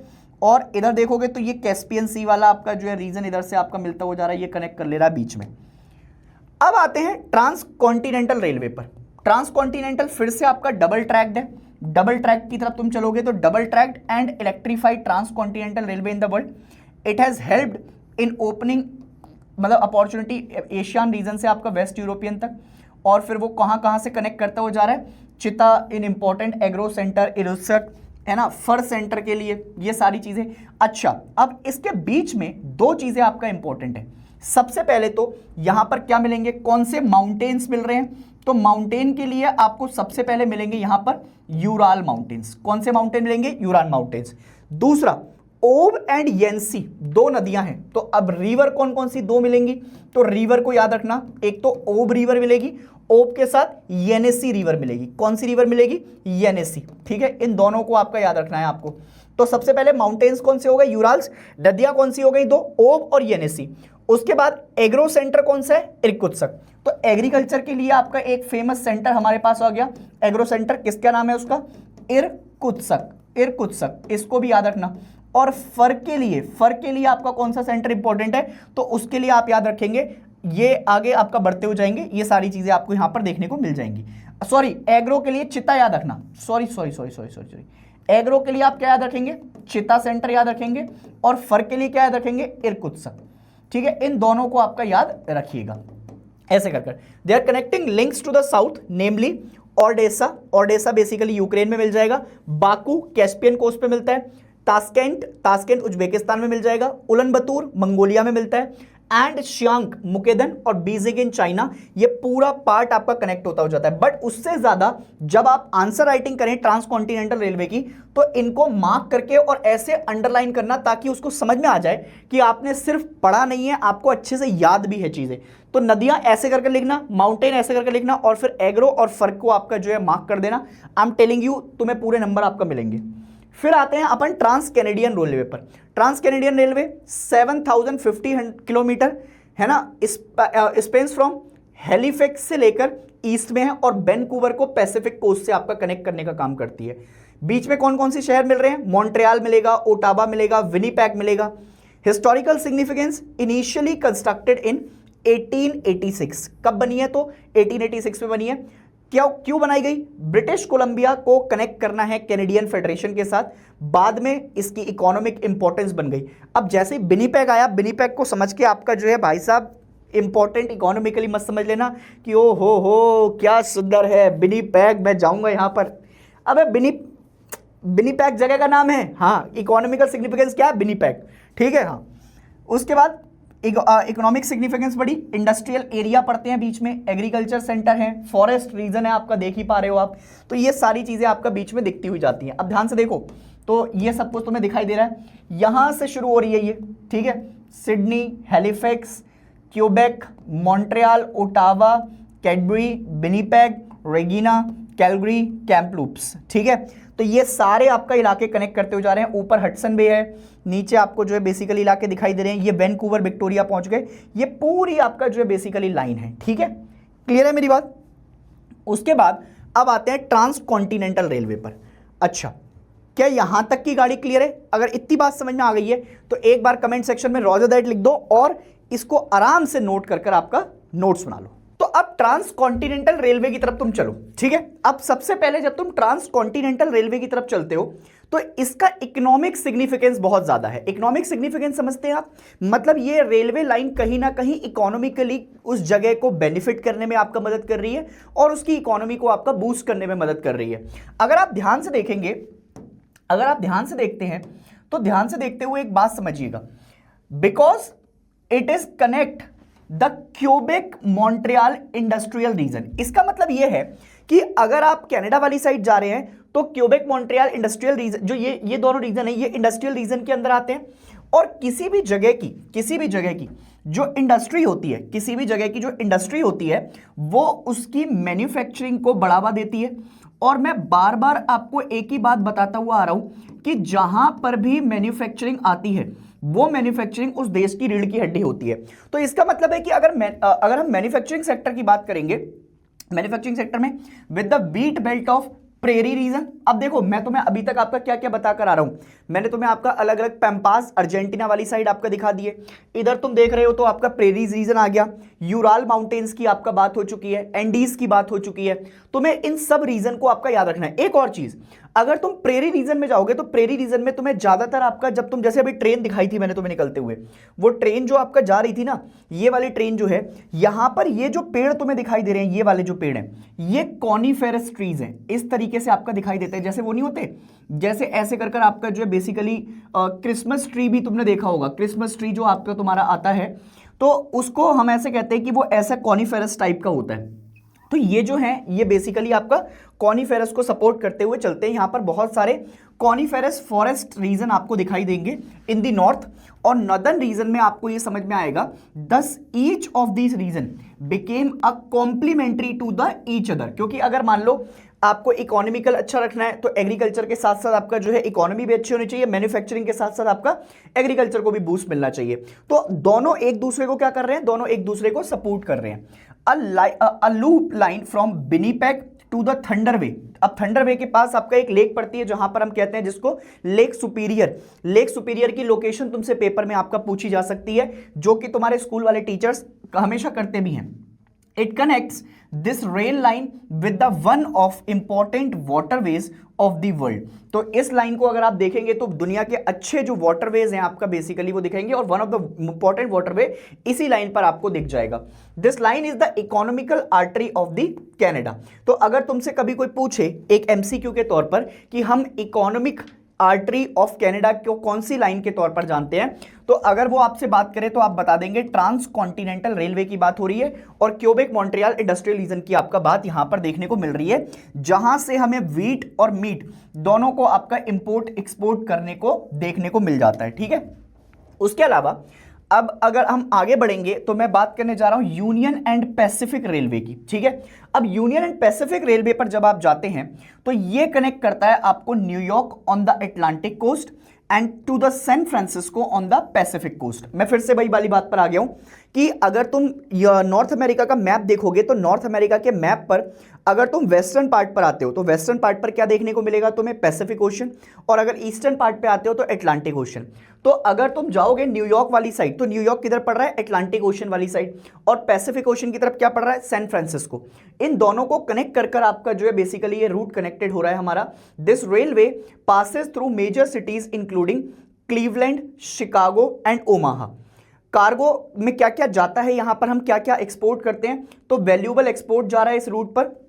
यहां पर बहुत सारे ओर्स जा रहे हैं, ओर्स के साथ साथ आपका ग्रेन्स जा रहे हैं, ग्रेन्स के साथ साथ पेपर हो गए, केमिकल्स हो गए, मशीनरीज हो गई, contributing to the economic growth and trade between the east and west coast of the United State. तो आप इस चीजों को आपका समझते चलेंगे। इसके बाद नेक्स्ट जो लाइन है, अब देखो मैंने इस पे आपका इंडियन रेलवे नहीं है ये, जैसे तुम्हें लग रहा है ये ऐसा मत समझ लेना कि ये तो आपने इंडिया की फोटो लगा दी, जरा ध्यान से देखोगे तो थोड़ी पिक्चर आपका तुम्हें अलग दिखाई देगी। अपन ने एक और चीज पढ़ी है कि ऑस्ट्रेलिया वाली लाइन जो है उसका ज्यादातर, तो मुझे कमेंट सेक्शन में बताओ, और अब रिवीजन करते हुए चलना साथ साथ, ऑस्ट्रेलिया की जो ज्यादातर आपका रेलवे लाइन है वो कौन सी जगह पर आपका सिचुएटेड है, बताओ मुझे फटाफट से। अब ये रूट किस किस को कनेक्ट कर रहा है, it spans from Perth on the western side पर and to the coast of Sydney, है ना, ईस्टर्न पार्ट पर, और ये पास होता हुआ जाता है कैलगरी, ब्रोकन हिल्स। अब देखो ये भी पूछा जा सकता है कि ब्रोकन हिल्स कौन सी आपका कंट्री में दिखाई देती हैं, तो तुम्हें पता होना चाहिए। नॉर्थ साउथ कनेक्शन आपका देखेंगे तो another major line connects Adelaide, Adelaide आपका जगह है, and Alice Spring with the plans to extend further to Darwin Birdum line. अब इसको डार्बिन आपका जो है बिल्डम लाइन को कनेक्ट मतलब एक्सटेंड करने की बात कर रहे हैं इस लाइन के साथ साथ ही, जिससे क्या होगा, ट्रांसपोर्टेशन अच्छा होगा, वहां की इकोनॉमिक एक्टिविटीज अच्छी होंगी और इनहेंस होती हुई जाएगी आपका वहां की लाइन, जिससे ऑस्ट्रेलिया में आपका बूम मिलेगा। अब अगर मैं तुमको ऑस्ट्रेलियन ट्रांसकॉन्टिनेंटल रेलवे आपको दिखाऊं तो जरा ध्यान से देखो, अगर तुम ईस्टर्न पार्ट पर जा रहे हो तो ईस्टर्न पार्ट पर पहुंचते हुए तुम्हें क्या दिखाई देगा, तो ईस्टर्न पार्ट पर तुम्हें आपका सिडनी दिखाई दे जाएगा, सिडनी से आपका एल्बरी, एल्बरी से मेलबर्न, ये वाली लाइन, एक पॉक्स, रोटो, ब्रोकन हिल्स, ये देखो ये है ब्रोकन हिल्स, ठीक है, फिर पीटर्सबर्ग, फिर पोर्ट अगस्टस। अब देखो ये भी आपका एक क्वेश्चन बन सकता है कि भाई पोर्ट मतलब ऑस्ट्रेलिया के अंदर जो हमारी ऑस्ट्रेलियन ट्रांसकॉन्टिनेंटल रेलवे है तो वहां पर जो इंपॉर्टेंट पोर्ट है उस लाइन के ऊपर कौन सा है, तो आंसर होना चाहिए पोर्ट अगस्टस, और एक है पोर्ट पीरी। फिर ये फॉरेस्ट से पास होती हुई जाती है कैलगरी, फिर पर्थ पर आ जाती है। तो अब ये दोनों साइड किस किस को कनेक्ट कर रही है, एक साइड पर्थ को कनेक्ट कर रही है और एक साइड आपका किसको कनेक्ट कर रही है, एक साइड आपका सिडनी को कनेक्ट कर रही है। तो ये दोनों बातें आपके क्लियर होनी चाहिए। अब आते हैं अपन ओरिएंट एक्सप्रेस पर। अब अगर ओरिएंट एक्सप्रेस पर अपन चल रहे हैं तो ओरिएंट एक्सप्रेस जो है वो हमारी कहां से कहां तक जाती है, ये कनेक्ट करती है आपकी पेरिस से इस्तांबुल तक, ठीक है, और ये पूरा पास होते हुए जाती है सेवरल यूरोपियन सिटीज से। उसके साथ साथ कौन कौन सी है, स्ट्रासबर्ग, म्यूनिक। म्यूनिक मुझे बताना, म्यूनिक में बहुत इंपॉर्टेंट आपका एक इंसिडेंट भी हुआ था। म्यूनिक में ना ओलंपिक्स हुए थे एक बार, जिसमें जो बहुत फेमस आपका ओलंपिक्स रहे हैं हमारे पास, और इसमें इजराइल के जो खिलाड़ी थे उनके ऊपर आपका अटैक हुआ था। म्यूनिक आपका जो शिफ्ट भी किया गया था बाद में। म्यूनिक कहाँ पर है, मैं आपको ऑप्शन देता हूँ, जर्मनी, इस्तांबुल, या फिर आपका इंग्लैंड, या फिर आप एक कह दो इटली। तो चारों में से कौन सी जगह आपका म्यूनिक पड़ेगा मुझे बताइएगा, ठीक है। उसके साथ साथ आपको वियना में देखने को मिल जाएगा। वियना के कन्वेंशन बहुत इंपॉर्टेंट होते हैं। वियना कन्वेंशन बेसिकली आपका हमारे एनवायरनमेंट को सपोर्ट करता हुआ जाता है। इससे होगा क्या, इससे जो आपका ट्रैवल टाइम है, ट्रैवल टाइम आपका धीरे धीरे कर रिड्यूस हो जाएगा। और अगर तुम देखोगे तो इसकी सिग्निफिकेंट ट्रैवल टाइम बिटवीन कहां से, लंदन से लेकर इस्तांबुल तक जाती है, और बहुत सारे सी रूट इसको कनेक्ट कर रहे हैं, जिससे ये फास्टर और ट्रेड पैसेंजर ट्रांसपोर्टेशन रूट भी कहला जाएगा। ठीक है सर, इतनी बात क्लियर हो गई। अब आता हूं मैं आपको नेक्स्ट लाइन पर लेकर, जिसको कहते हैं ट्रांस एशियाटिक रेलवे प्रपोजल। ये प्रपोजल है, अभी तक बनी नहीं है, इसका हम प्रपोजल रख रहे हैं। अगर ये लाइन बन जाएगी तो बहुत सारी चीजें आपका जो है बढ़ती हुई तुम्हें दिखाई देंगी। अगर तुम इस लाइन को देखोगे तो ये इस्तांबुल से बैंकॉक तक आपका जो है बेसिकली एक्सटेंड करने की बात की गई है। तो ये कहां से पास होगी, ईरान से पास होती हुई जाएगी, पाकिस्तान से पास होती हुई जाएगी। पर पाकिस्तान से पास होगी तो फिर तो दिक्कत हो जाएगी, पता चला उन्होंने बम रख दिया उसमें। नहीं, मतलब पाकिस्तान से पास नहीं होनी चाहिए। फिर पता चला कि आपका जो है पैसा मांग लिया बीच में, कहीं आपका पकड़ उकड़ लिया, ट्रेन हाईजैक कर ली, तो भाई तो दिक्कत हो सकती है, इसलिए मैं कह रहा था। फिर इंडिया के बाद बांग्लादेश, ये भी दिक्कत है। कल को कह दिया कि आपका अटैक कर दो, हमला कर दो, नहीं, चलो अच्छा सोचते हैं। फिर उसके बाद म्यांमार के बाद आपका रेलवे लाइन इनहेंस होती जा रही है, कनेक्टिविटी आपका इंप्रूव होगी इससे। यूरोप और एशिया के जो आपका फर्दर रिलेशन है, चाहे वो इकोनॉमिकली हो चाहे वो कल्चरली हो, वो और ज्यादा अच्छे लेवल पर जाएंगे और इकोनॉमीज आपका क्या करेंगी, बूस्ट करती हुई जाएंगी। इसके बाद अब जब हमारी रेलवे लाइन खत्म हो गई है तो हम आते हैं वाटर ट्रांसपोर्ट के ऊपर। अगर तुम वर्ल्ड में देखोगे तो हमने पहले भी आपका बात की हुई है कि हमारा जो वाटर ट्रांसपोर्ट है सबसे चीपेस्ट मोड ऑफ ट्रांसपोर्टेशन है। And one of the great advantage of water transport is that it does not require route construction. अब देखो, अगर मुझे पानी में से निकलना है तो मुझे सड़क बिछाने की कोई जरूरत नहीं है, या फिर मुझे आपका रेलवे लाइन बिछाने की कोई जरूरत नहीं है। पानी है, पानी में आपका चलाओ बढ़िया। बस इसमें दिक्कत कहां पर आती है? इसकी मेंटेनेंस की। शिप को बार बार आपका सही करना पड़ता है, शिप की मेंटेनेंस इंप्रूव करनी पड़ती है, वो सारी चीजें। The ocean are linked with each other and are negotiable with the ships of various size. All this that is needed to provide port facilities at the two ends. ठीक है, it is much cheaper because the friction of water is far less than that of the land. तो अब जो basically हमें friction की आपका बात हो रही है, लैंड पर आपका फ्रिक्शन कंपैरेटिवली ज्यादा जाता है और रादर देन वाटर के आप sorry because the friction of water is far less, है ना। हाँ, तो सही बोल रहा था मैं कि वाटर में हमारा जो फ्रिक्शन है वो कम है और लैंड पर आपका कंपैरेटिवली ज्यादा हो जाता है। Energy cost of water transportation is lower. तो यहां पर जो आपका कंपैरेटिवली हमें एनर्जी लगानी पड़ती है रेलवेज के कंपैरिजन में और रोड के कंपैरिजन में, वो क्या हो जाती है? कम हो जाती है। Transportation is divided into sea routes and inland waterways. इस चीज को भी आप क्या रख सकते हैं? याद रख सकते हैं। अब उसके बाद अपन आते हैं सी रूट्स की तरफ। Ocean offers smooth highways transversal in all the direction. मतलब आपके पास अगर समुद्र है तो आप किसी भी डायरेक्शन में जा सकते हैं, चाहे अटलांटिक ओशन में चले जाओ, चाहे पैसिफिक में चले जाओ, चाहे इंडियन में चले जाओ, सारे रूट्स ओपन है। आपको बस क्या देखना है? समुद्र देखना है। And with no maintenance cost required. ना तो आपका सड़क बनानी है कि बारिश आ गई तो भाई साहब सड़क टूट गई है, ना रेलवे लाइन आपका जो है बार बार मेंटेनेंस देनी है। पानी है, पानी तो आपका बढ़ेगा कम होगा, बढ़ेगा तो आपका थोड़ी देर रुक जाओ, कम है तो आपका भाई साहब वहां पर आपका कर सकते हैं, फेयरिंग कर सकते हैं। Modern ship equipped with radar. अब इसमें एक तो रडार सिस्टम आ गया है, वायरलेस सिस्टम आपका आ गया है, कम्युनिकेशन बहुत अच्छी हो गई है, नेविगेशन आपका सिस्टम आ गए हैं, जिससे हम बहुत आसानी से एक जगह से दूसरी जगह जा सकते हैं। पहले के जमाने में जब बेसिकली यूरोपियन ट्रेडर्स ने आना शुरू किया था तो वो हवाओं की दिशाओं को आपका कनेक्ट करते हुए आते थे। आजकल तो आपको रडार है, वायरलेस माइक्स हैं जो कि यहां से डायरेक्टली आपकी कंट्रीज को कनेक्ट कर जाते हैं। तो वो सारी चीजें आपको धीरे धीरे कर आपका याद रखनी पड़ेंगी। ठीक है। And have imported cargo transport efficiently. Efficiency के साथ आपका जो है लगभग जितना भी बड़ा बड़ा सामान होता है, कंटेनर होते हैं कार्गो के शिप के, वो समय से आपका पहुंचा देते हैं। और इसी चक्कर में बहुत सारी कंट्रीज अपनी मेजर पोर्ट्स बना रही हैं, और खासकर इंडिया जैसी कंट्रीज के लिए जहां पर इतनी बड़ी आपका कोस्ट लाइन हमारे पास है, लगभग 7516.6, और कई किताबों में इसको 7517 भी लिखा जाता है। अगर आप इतने किलोमीटर की आपका लाइन देख रहे हैं तो इसका मतलब है कि आपको बहुत इंपॉर्टेंट है आपके लिए ये कार्गो लाइन, जिससे आपकी एफिशिएंसी इंप्रूव होगी, reducing transit time. Modern passenger आपकी जो अब धीरे धीरे कर आ रहे हैं liners, ships and cargo ships are equipped with radar, wireless and other navigation aids. ये सारी बातें आपको मैं बता चुका हूं। उसके अलावा अब कौन कौन से इंपॉर्टेंट सी रूट्स हैं उनको जरा समझते हुए चलिएगा। सबसे पहला जो इंपॉर्टेंट सी रूट की मैं बात करने जा रहा हूं, अगर आप देखेंगे ध्यान से, अगर आप इंपॉर्टेंटली आपका देखते हुए जाते हैं तो ये मेरा नॉर्थ अमेरिका है, ये मेरा नॉर्थ अमेरिका है। इस नॉर्थ अमेरिका के अंदर जब आप जाते हैं तो ये वाला रीजन कौन सा है? अलास्का। ये वाला रीजन कौन सा है? कनाडा। ये वाला रीजन आपका कौन सा हो गया? यूएसए। और इसके अलावा आपका ये कौन सा हो गया? मैक्सिको। और ये कौन सा ओशियन है? तो यहां पर देखने को मिलेगा नॉर्थ अटलांटिक ओशियन। ये उसी नॉर्थ अटलांटिक ओशियन सी रूट की बात कर रहा हूं मैं। ठीक है, ध्यान से देखिएगा। North eastern USA and north western Europe. अब देखो, नॉर्थ ईस्टर्न यूरोप, ये अटलांटिक ओशन, नॉर्थ ईस्टर्न आपका जो बेसिकली यूएसए वाला पॉइंट, और इसके साथ जब तुम इधर से ऐसे कर जाओगे तो ये इधर की तरफ आपका यूरोप पड़ जाएगा। तो वेस्टर्न यूरोप और दो इंडस्ट्रियल डेवलप्ड रीजन है, क्योंकि यूरोप के अंदर भी आपका बहुत अच्छे लेवल पर इंडस्ट्रियलाइजेशन हो चुका है और यूएसए में भी आपका बहुत अच्छे लेवल पर इंडस्ट्रियलाइजेशन हो चुका है। तो दोनों बड़े जो मेजर रीजन है, industrial developed region of the world, The foreign trade offer this route is greater than that of the rest of the world। अगर तुम देखोगे तो पूरी दुनिया में जितनी आपका बेसिकली ट्रेड इस रूट पर आपका देखी जा रही है वो किसी भी आपका अदर पार्ट से वर्ल्ड के अंदर ज्यादा है।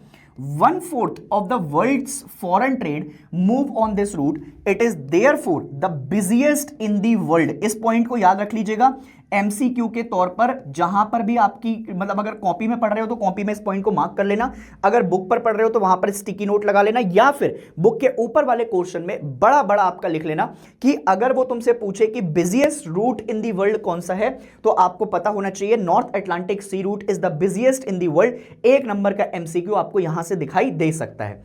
And otherwise called the big trunk route. इसको आपका किस नाम से जानते हैं? बिग ट्रंक रूट के नाम से जानते हैं। अच्छा, अगर तुम ग्रैंड ट्रंक रोड की बात करोगे तो ग्रैंड ट्रंक रोड अलग चीज है। ग्रैंड ट्रंक रोड क्या है सर? तो ग्रैंड ट्रंक रोड आपको अगर आप देखेंगे ध्यान से तो ग्रैंड ट्रंक रोड आपका जीटी करनाल जैसे ये सारे रोड हो गए, किसने बनवाए थे मुझे बता सकते हो आप कमेंट सेक्शन में कि जीटी रोड की स्थापना सबसे पहली बार किसने करवाई थी? ऑल्दो शायद आपका चैप्टर में बता भी देंगे, बट फिर भी तुम मुझे आपका बताना एक बार, है ना। Both the coast have highly advance ports and harbour facility. अब देखो ध्यान से, अगर कहीं पर आपका पोर्ट्स है तो हार्बर फैसिलिटीज मतलब आपका, और उसके अलावा वहां पर रुकने की व्यवस्था, वहां पर आपका एडवांसमेंट ऑफ टेक्नोलॉजी, वो सब मिलेगी आपको इस रूट के ऊपर, ठीक है। इसके अलावा अगर आप बात करते हैं, अब मैं चल रहा हूं मेडिटेरेनियन इंडियन ओशियन सी रूट के। अब बहुत ध्यान सुनिएगा, अगर आपको ये अफ्रीका आपका दिखाई दे रहा है, ये अफ्रीका है, ये अफ्रीका के जस्ट ऊपर आप जाएंगे इजिप्ट के ऊपर, तो यहां पर आपको मेडिटेरेनियन सी दिखाई देगी, ठीक है। यहां पर कौन सी सी दिखाई देगी? मेडिटेरेनियन सी। और इस वाले रूट से आपको रेड सी दिखाई दे जाएगी। ये रेड सी से आपका होते हुए सीधे आपका जो रूट जा रहा है ये कहलाता है आपका इंडियन ओशियन, इंडिया की साइड आपका चला जाएगा। तो इंडियन ओशियन में ये वाली लाइन आपकी मैं बात कर रहा हूं, मेडिटेरेनियन सी, अफ्रीका है, अफ्रीका के जस्ट ऊपर मेडिटेरेनियन सी, इधर रेड सी, और यहां से कनेक्टिविटी हो रही है किसके साथ? इंडियन रूट के साथ। तो ये रूट जो है वो वर्ल्ड का हार्ट कहा जाता है, मतलब सबसे पुराने पैसेज टाइम पर अगर सबसे ज्यादा ट्रेडिंग कहीं से शुरू होती थी तो वो इसी रूट से होती थी। बहुत आपका लोग इसको प्यार भी करते हैं, बहुत, जैसे स्विस कैनाल जैसी बड़ी जो बिजिएस्ट रूट है वो भी आपका इसी लाइन पर हमें देखने को मिलती है।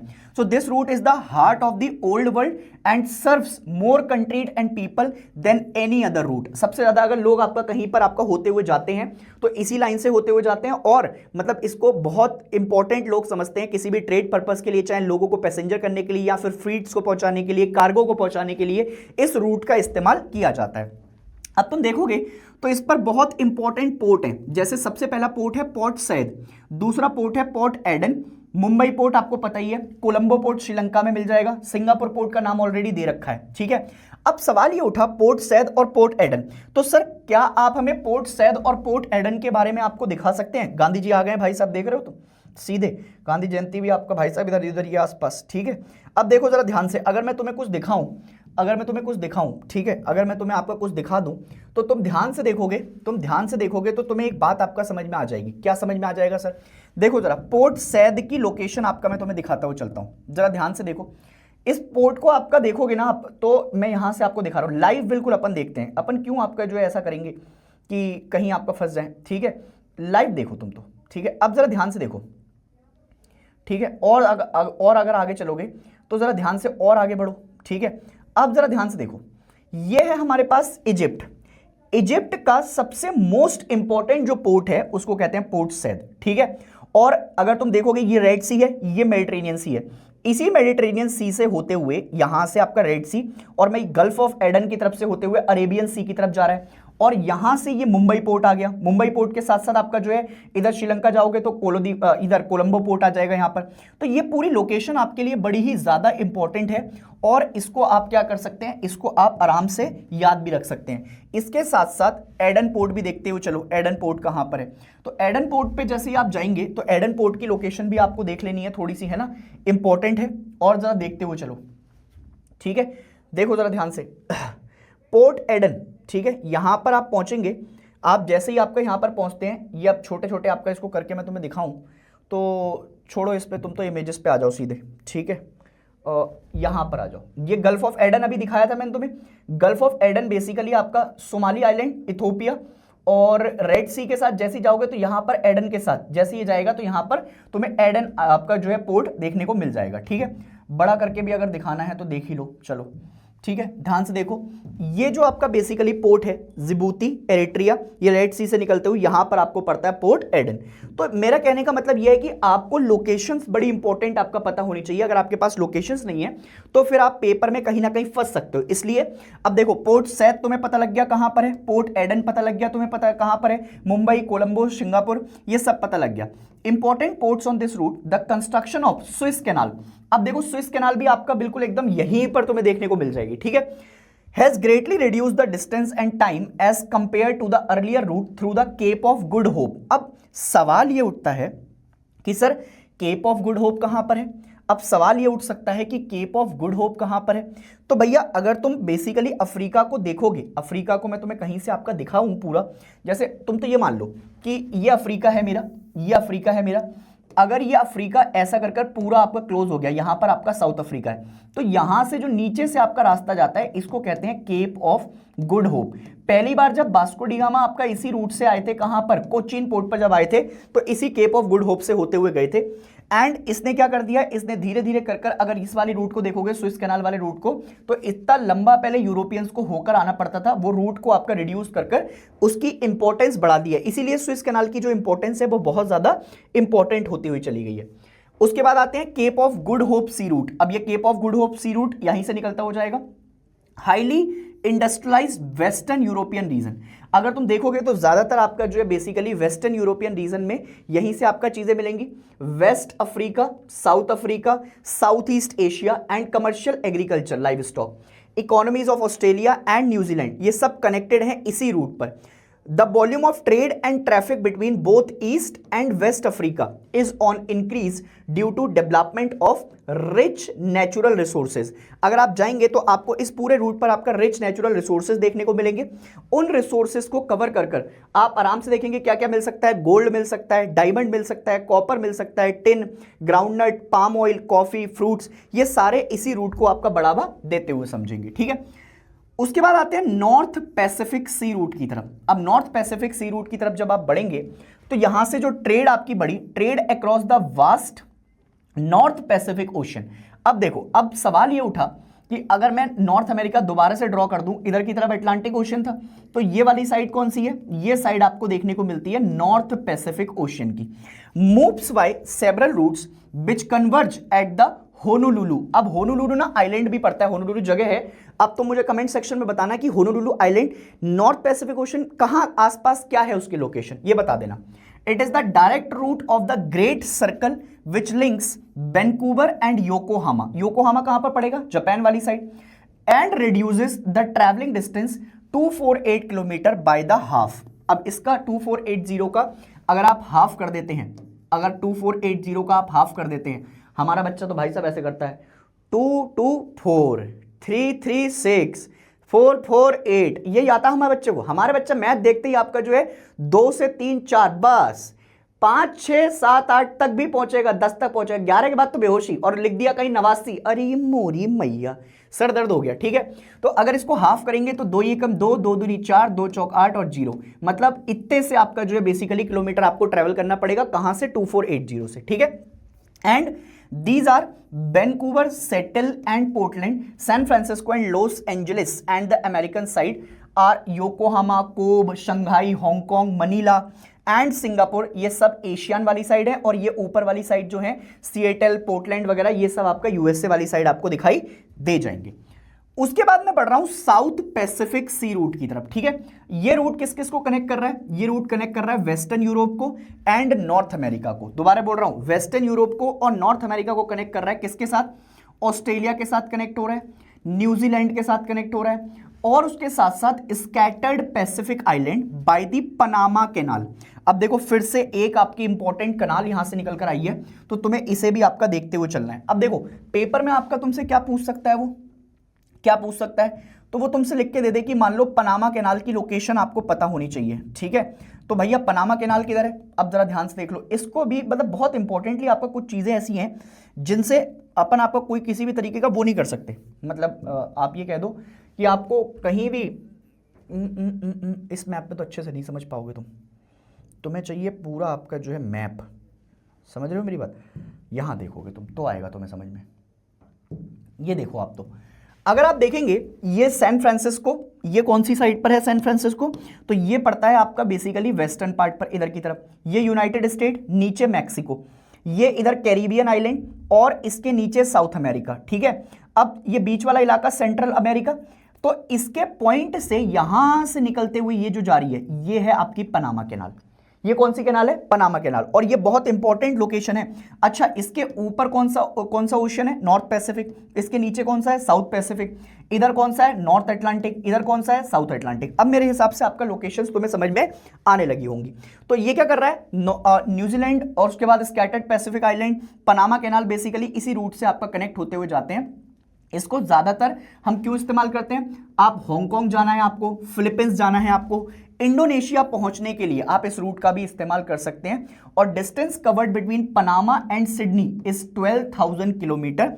Honolulu is an important port. अब देखो फिर से होनोलुलु की बात आ गई है। इसका मतलब है कि होनोलुलु 2 बार आ चुका है, तो पेपर के पर्सपेक्टिव से इंपॉर्टेंट हो सकता है। और होनोलुलु पोर्ट को इंपॉर्टेंटली आप मार्क करेंगे, जहां पर भी मैप बना रहे हैं वहां पर होनोलुलु पोर्ट को मार्क कर लीजिएगा। ठीक है सर, बहुत बढ़िया। इसके बाद अपन बढ़ते हैं सदर्न अटलांटिक सी रूट की तरफ। अब तुम्हें सदर्न अटलांटिक सी रूट अभी दिखाकर आया हूं मैं। अब भी अगर तुमने बोला कि क्या है सदर्न अटलांटिक सी रूट, तो ये वाला रूट, ठीक है, सदर्न अटलांटिक सी रूट ये वाला, ठीक है। This route is another important one across the Atlantic Ocean which connects west European and west African countries. कौन कौन सी? ब्राजील कनेक्ट हो सकती है, अर्जेंटीना कनेक्ट हो सकती है, उरुग्वे। ये सब कहां पर पड़ेंगी? तो सर ये सब आपका बेसिकली साउथ अमेरिका का पार्ट है, साउथ अमेरिका का पार्ट है, ठीक है। उसके बाद the traffic is far less on this route because of the limited development. अभी हमने बात भी की थी कि साउथ अमेरिका में बहुत ज्यादा आपका डेवलपमेंट ऐसा नहीं है कि सब कंट्रीज में बराबर का डेवलपमेंट है। तो जब उन कंट्रीज में डेवलपमेंट नहीं है, रेलवे लाइन कुछ ही आपका कंट्रीज तक सिचुएटेड है, चिली हो गया, अर्जेंटीना हो गया, ये कुछ आपका जो है बढ़िया बढ़िया जगह है जहां पर आपका ट्रेन लाइन है, तो उनकी जो कनेक्टिविटी है वो बहुत ज्यादा अच्छी है नहीं, जिसके चक्कर में आप क्या करते हैं, आपके पास जो डेवलपमेंट है वो बहुत कम है। और population in the south America and Africa के चक्कर में आप देखते हैं कि इस रूट पर बहुत ज्यादा ट्रैफिक नहीं रहता। ट्रैफिक रूट कहां पर है? पनामा कैनाल पर, नॉर्थ अटलांटिक वाले पर, फिर उसके बाद आपका जो है स्विस कैनाल वाले रूट पर, ये सब में आपको ट्रैफिक देखने को मिलेगा, बट यहां पर थोड़ा कम। Only south eastern Brazil and Plata estuary and the part of South Africa have large scale industries। अब अफ्रीका में तो आपका इंडस्ट्रियलिज्म है, ये बात तो मुझे पता है और तुम्हें भी पता है। There is also little traffic in this route between Rio de Janeiro and Cape Town। ये दोनों कहां पर पड़ेंगे? साउथ अफ्रीका पर। Because both South America and Africa have similar product and resources। क्योंकि अगर तुम देखोगे तो ऐसा बताया जाता है कि जब ये दोनों आपका एक जैसे थे, अफ्रीका एक साइड और इधर आपका जो है हमारा ये वाला इलाका साउथ अमेरिका का एक साइड, तो ये जब दोनों जुड़े हुए हैं, जब ये दोनों जुड़े होंगे तो अगर इसके रिसोर्सेज और इसके रिसोर्सेज को देखा जाए तो लगभग दोनों के पास आसपास बिल्कुल एक जैसे रिसोर्सेज आपका मिलते हैं। और वो रीजन भी है कि जिसकी वजह से आपका हम यहां पर चीजें करते हुए जाते हैं। अब मैं चलता हूं आपका कोस्टल शिपिंग के ऊपर, पर उससे पहले मुझे ये बता दो कमेंट सेक्शन में कि क्या इतनी बातें आपका तुमको समझ में आ गई हैं? कोई दिक्कत, कोई परेशानी? क्लियर है? तो अब कोस्टल शिपिंग की तरफ जब मैं तुम्हें लेके चलता हूं तो कोस्टल शिपिंग आज के जमाने में बहुत ज्यादा इंपॉर्टेंट, और मतलब आप ये समझ लो कि ये बहुत इंपॉर्टेंट पहलू होता जा रहा है लाइफ का। It is obvious that water transport is a cheaper mode. हमें ये बात आपका पता लग गई है कि वाटर ट्रांसपोर्ट आपका सबसे चीपेस्ट मोड ऑफ ट्रांसपोर्टेशन में से आता है। While oceanic route connects different countries, एक कॉन्टिनेंट से दूसरे continent, within the countries आपका एक कंट्री दूसरे कंट्रीज के साथ कनेक्टेड है। Coastal shipping is a convenient mode of transportation with long coastline. अब देखो यूएसए की कोस्ट लाइन बहुत बड़ी है, चाइना की कोस्ट लाइन बहुत बड़ी है, इंडिया की अभी मैंने तुम्हें बताई है कि इसकी बहुत बड़ी कोस्ट लाइन है। अब ये क्या होता है, ये कोस्टल शिपिंग एक कंट्री से दूसरी कंट्रीज को ज्वाइन करने में बहुत मदद करता है और यहां से ट्रांसपोर्टेशन बहुत ज्यादा इजी हो जाती है, चीपर हो जाती है। तो लोग क्या करते हैं, लोग इसको आपका आराम से बहुत इजीली यूज करते हैं। शिजान states in Europe are most suitably placed for coastal shipping connecting one member's coast with the other. If properly developed coastal shipping can reduce the congestion on the land route. अब क्योंकि धीरे धीरे कर आपका railways ने और roadways ने हमारी जो ये वाली रूट्स हैं, ओशियनिक रूट्स, कोस्टल शिपिंग वाले रूट्स, इनको बहुत ज्यादा आपका क्या कर दिया है, कहीं पीट दिया है। मतलब आप ये समझ लो कि अब लोग इनको आपका बहुत, मतलब ये ऐसा नहीं है कि हमारे यहाँ पर है, हमारे यहाँ पर नहीं है, विदेशों में आपका बहुत अच्छा चलता है ये। पर अगर आज भी अगर आपको ट्रैफिक का कोई एक बहुत बड़ा अल्टरनेट सुइटेबल रूट चाहिए, या आप बेसिकली ऐसे जो इलाके जो कि कोस्टल शिपिंग से इंक्लूडेड है, तो उसमें अगर इसको बहुत अच्छे लेवल पे डेवलप किया जा सके तो ये एक अल्टरनेट बन सकता है उन चीजों का जो कि हमारे पास बहुत ज्यादा कंजंक्शन है लैंड रूट्स के ऊपर, उनको थोड़ा आराम देगा ये, ठीक है। अब आते हैं शिपिंग कैनाल्स पर। शिपिंग कैनाल्स में आपका दो चीजें, एक स्विस कैनाल है, ये बहुत इंपॉर्टेंट है, बहुत इंपॉर्टेंट है, यहां से डायरेक्टली क्वेश्चन पूछा जा सकता है एमसीक्यू में भी। पहला क्वेश्चन क्या पूछेगा, स्विस कैनाल का कंस्ट्रक्शन कब हुआ था? तो स्विस कैनाल का कंस्ट्रक्शन हुआ है 1869 में। अभी स्विस कैनाल की लोकेशन भी मैंने तुम्हें दिखाई, मेडिटेरेनियन सी को और रेड सी को बिल्कुल एकदम आपका कनेक्ट करता हुआ दिखाई देता है। रेड सी ये थी, उसके ऊपर आपका मेडिटेरेनियन सी थी, यहां पर आपका स्विस कैनाल है, ये दोनों को आपका लिंक करता हुआ दिखाई देता है। ये यूरोपियन ट्रेड, मतलब यहां से आप पूरे यूरोप को एक्सेस कर सकते हैं, मेडिटेरेनियन सी के ऊपर आपका पूरा यूरोप, उसके साथ साथ इधर से तुम आओगे रेड सी के साथ तो तुम पूरा इंडियन ओशियन एक्सेस कर सकते हो। इसलिए स्विस कैनाल की जो लोकेशन है वो बहुत ज्यादा इंपॉर्टेंट है, याद रखिएगा, पेपर के पॉइंट ऑफ पर्सपेक्टिव से पूछा जाता है, बार बार पूछा जाता है। It significantly reduce travel distance compare to the Cape of Good Hope. Cape of Good Hope कहां से आ रहा है? साउथ अफ्रीका के नीचे से, और अफ्रीका को आपका पूरा अफ्रीका कॉन्टिनेंट के नीचे जो साउथ अफ्रीका कॉन्टिनेंट है वहां से होता हुआ निकलता है। The Suez canal operate without lock and accommodates around 100 ships daily, क्योंकि यहां पर आपका ड्यूटीज बहुत ज्यादा हैवी ड्यूटीज कलेक्ट करते हैं, तो लगभग 100 शिप तो आपका डेली यहां से निकलते हो जाते हैं, जिससे क्या होता है, ट्रेड और मैरीटाइम ट्रांसपोर्टेशन को बहुत बड़ा आपका पास मिल जाता है। पनामा कैनाल बहुत इंपॉर्टेंट है, सिचुएटेड एट द पनामा इस्थमिस। अच्छा, मुझे कमेंट सेक्शन में आपका यह भी जानना है कि इस्थमिस और कैनाल के बीच में आपका क्या डिफरेंस होता है। 11th क्लास में आप बहुत अच्छे से पढ़कर आए हैं, मैंने पढ़ाया भी है बच्चों को, तो आप प्लीज इसका मुझे डिफरेंस बताएं। ये किस किस को कनेक्ट करता है? पनामा सिटी को और उसके साथ साथ आपका कोलन को। It was constructed by the US government which purchase land on both the side to create canal zone.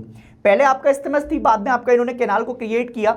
और कैनाल क्यों बनाया? ताकि आपका यहां से इनके रूट्स आसानी से जा सके, ये ट्रेड कर सके। US government which purchased 8 kilometre of area on either side, और बाद में इसको क्या नाम दे दिया? Canal zone. This canal is of 72 kilometre. Panama canal reduce travel distance between New York and San Francisco. अब एक तरफ सैन फ्रांसिस्को, एक तरफ आपका क्या, न्यूयॉर्क, दोनों के डिस्टेंस को आपका कितना कम कर रहा है? अगर तुम देखोगे बाय 13,000 किलोमीटर बाय सी, इतना डिस्टेंस आपका शॉर्ट हो जा रहा है। ऐसे घूमकर जाना पड़े ऐसे, तो उससे क्या हो रहा है? डिस्टेंस आपका शॉर्ट हो जा रहा है। As well as shortening the distance between western European and to the US west coast and between north eastern and central US से। ठीक है, इन पार्ट्स को भी आपका क्या कर रहा है? ये रिड्यूस कर रहा है। अगर आप ध्यान से देखेंगे तो ये कोलन वाली साइड है, अगर आप ध्यान से देखेंगे तो ये कोलन वाली साइड है, ये कोलन रहा हमारा। यहां से आपका गॉटम डैम लॉक्स, गॉटम, फिर ये गुलबेना कट, बेडोंग, ये सारे आपका इलाका पैसिफिक ओशन, ये कैनाल पड़ती है हमारी बीच में। ठीक है, गैटून लेक ये बीच में आपका देखने को मिलती है तुम्हें। ठीक है, उसके अलावा अब आते हैं इनलैंड वाटरवे की तरफ। अब इनलैंड वाटरवे आपका क्या है और कैसे आपका कनेक्ट कर रहा है? अगर तुम देखोगे इनलैंड वाटरवे तो ज्यादातर उसमें आपका रिवर्स के थ्रू होते हैं, लेक्स के थ्रू होते हैं, और इसीलिए हमारे नेशनल वाटरवे वगैरह भी आपका बनाए जाते हैं। तो river, canal, lakes and coastal area have been important waterways since time of immemorial. Boats and streamer are used as the means of transport for cargo and passenger. Shri Ram ji जब आपका बेसिकली जा रहे थे, है ना, सीता माता जी के साथ, तो जो हमारा वो था वहां पर आपका मल्हार, उसने आपका क्या कर दिया था? मना कर दिया था कि हम तो पार ही नहीं कराएंगे, तुम्हारे चरण से आपका हमारी नौका कहीं और कुछ बन गई तो क्या करेंगे? तो इसीलिए क्या होता है, इसीलिए यहां पर भी आपका हम बहुत एंशिएंट टाइम से इसको यूज करते हुए आ रहे हैं। और बोट्स और शिप्स, गंगा जी में चले जाइए आप, चाहे आपका किसी नदी पे चले जाइए, आज भी लोग बहुत जो बेसिकली हमारे रूरल प्लैनेट्स हैं या रूरल एरियाज है, उनको आज भी वहां पर आपका एक गांव से दूसरी तरफ पहुंचाने के लिए, एक छोर से दूसरी तरफ पहुंचाने के लिए इनका इस्तेमाल किया जाता है। ठीक है, development of navigability width and depth of the channel, continuity in the water flow and transport technology in the use. River are the only means of transport in dense forest. ठीक है, कभी कभी आप जाओगे तो अमेज़न के बीच में से भी आपका नदियां निकलती हुई चली जाती हैं, तो इवन डेंस फॉरेस्ट की तरफ जाएंगे तो वहां पर ही रिवर आपका जो है हमारा मीन्स ऑफ ट्रांसपोर्टेशन बन जाता है। हैवी कार्गो लाइक कोयला, सीमेंट, टिम्बर, मेटेलिक ओर्स, ये भी आपका ट्रांसपोर्ट कर सकते हो आप इनलैंड वाटरवे की तरफ। अगर तुम्हें एक जगह से जैसे मुझे अगर मान लो वाराणसी या इलाहाबाद से कोलकाता तक कुछ पहुंचाना है, तो मैं आराम से नेशनल वाटरवे का इस्तेमाल कर लूंगा, इनलैंड वाटरवे है वो मेरा, तो वहां से सामान पहुंचना बहुत आसान हो जाता है। और फिर क्या करते हैं, इन केस ऑफ इंडिया ये आपका बेसिकली हमारे रिवरवेज बहुत मेन हाईवेज की तरह आपका जो इस्तेमाल किए जाते हैं, बट दे लॉस्ट इंपॉर्टेंस क्योंकि इनको कंपटीशन बहुत ज्यादा मिला है रेलवेज से और रोडवेज से, जिसके चक्कर में आपका लोगों ने इनका इस्तेमाल करना धीरे धीरे करके कम कर दिया है। अब आते हैं हम इनलैंड वाटरवे की सबसे इंपॉर्टेंट रिवर के ऊपर, जिसको हम कहते हैं राइन रिवर। बट राइन रिवर पर जाने से पहले मैं ये जानना चाहता हूं तुमसे, एक कमेंट सेक्शन में आपका क्वेश्चन और फेंक कर मार रहा हूं तुम्हारे लिए, यूरोप की सबसे लॉन्गेस्ट रिवर कौन सी है? पूरे यूरोप की सबसे लॉन्गेस्ट रिवर कौन सी है? ये मुझे कमेंट सेक्शन में चाहिए आपसे। मुझे चाहिए कि भाई साहब लॉन्गेस्ट रिवर आप मुझे बता दें, बाकी मैं आपको कनेक्ट कर दे रहा हूं। राइन फ्लोज थ्रू जर्मनी, ठीक है, जर्मनी और नीदरलैंड, ठीक है। It is navigable for 700 kilometre straight away from Rotterdam and its mouth in the Netherlands. जाकर कहां गिर रही है? नीदरलैंड में गिर रही है। To the Basels and Switzerland, ocean going vessels can reach up to Cologne, Cologne तक जाती है ये। Ruhr river joins the Rhine from the east. मतलब अगर तुमसे आपका कल को कोई पूछे कि ये भाई साहब आपका हमारी कौन सी जा रही है, राइन रिवर जा रही है, और उसको रूहर ज्वाइन कर रही है। अब रूहर अगर ईस्ट से ज्वाइन कर रही है तो इसका मतलब है रूहर रिवर जो है वो इसकी ट्रिब्यूटरी हो गई सर। तो रूहर क्या निकली? इसकी tributary. And it flows through a rich coal field and the whole basin has become a prosperous manufacturing area. क्योंकि सर आप अगर देखेंगे जहां पर कोयले का आपका मिल रहा है प्रेजेंस, वहां पर इंडस्ट्रियल रीजन आपका ग्रो करेंगे, और इंडस्ट्रियल रीजन ग्रो करेंगे तो वहां की जो इकोनॉमी है वो ऑब्वियसली बात है धीरे धीरे कर आपका क्या होती जाएगी? प्रॉस्पेरिटी की तरफ जाएगी, इंपॉर्टेंट होती चली जाएगी। उसके बाद डसेल्डॉर्फ इज द राइन पोर्ट। अब ये याद रखिएगा, राइन पोर्ट बहुत इंपॉर्टेंट है, राइन रिवर के ऊपर बना हुआ है। Huge tonnages moves along the stretch south of the Ruhr. This waterway is world's most heavily used. इसका मतलब है अगर आपसे कभी भी पूछा जाए कि सबसे ज्यादा वाटरवे कौन सा हैवीली यूज्ड होता है तो आप बता देंगे उसका नाम। Each year more than 20,000 ocean going ships and around 2 lakh inland vessel exchange there cargoes. मतलब इस जगह पर, इस पोर्ट पर आपका रुककर वो एक्सचेंज करते हैं अपने कार्गोज को, कि एक जगह यहां पर आपका कुछ उतार दिया, वहां से कुछ ले लिया, फिर वहां से लेकर चले गए। तो ये एक्सचेंज ऑफ कार्गोज आपका यहां पर होता ही होता है। It connects the industrial area of Switzerland, Germany, France, Belgium and Netherlands and North Atlantic sea route तक आपका ये पूरा इलाका कनेक्ट करके दे रहा है। इसलिए राइन रिवर बहुत इंपॉर्टेंट है, बहुत इंपॉर्टेंट है, बहुत ज्यादा इंपॉर्टेंट है। यहां से क्वेश्चन बनने के आपका पूरे चांसेस आपको दिखाई देंगे। उसके बाद आते हैं दानुबे रिवर पर। The important inland waterway serve eastern Europe, मतलब ये ईस्टर्न यूरोप को आपका सर्व कर रही है। Danube river rises in the Black Forest. अब मुझे सवाल एक और उठ रहा है, सर ब्लैक फॉरेस्ट की लोकेशन भी आप बताओगे मुझे कमेंट सेक्शन में कि ब्लैक फॉरेस्ट आपका कौन सी कंट्री के पास है और किस जगह पर है? Eastward through many countries it is navigable up to Turnu Severin. The chief export item are, यहां से क्या क्या आपका एक्सपोर्ट हो सकता है? एक तो वीट, मेज, टिम्बर और उसके साथ साथ आपका मशीनरी। तो ये सारी चीजें आपको जो है बेसिकली आपको दिखाई देंगी इस दानुबे वाटरवे के ऊपर। दानुबे वाटरवे अगेन ब्लैक फॉरेस्ट से राइज करता है, मुझे जानना है उसकी लोकेशन, ठीक है।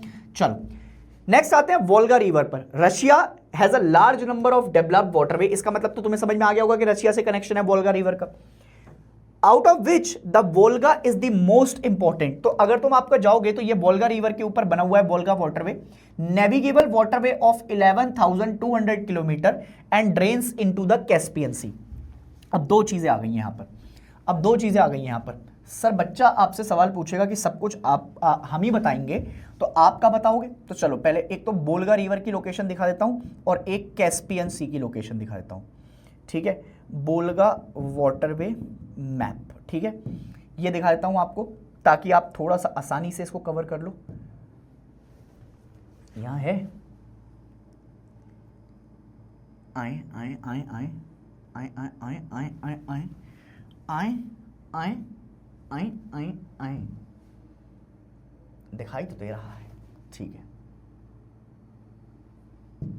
यहां देखिए बच्चा लोग, ठीक है।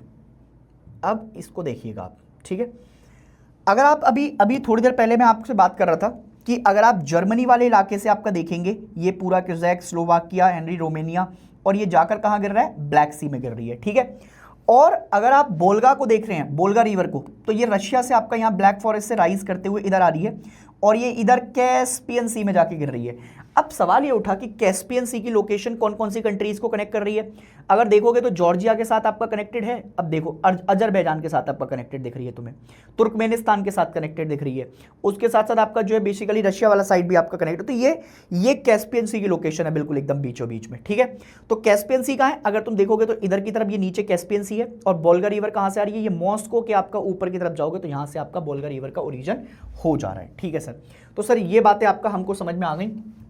उसके अलावा बोल्गा मॉस्को कैनाल, जैसे हमारे यहाँ आपका इंदिरा गांधी कैनाल है, ऐसे ही आपका यहां पर भी इंदिरा गांधी कैनाल का एक पार्ट है बोल्गा मॉस्को कैनाल।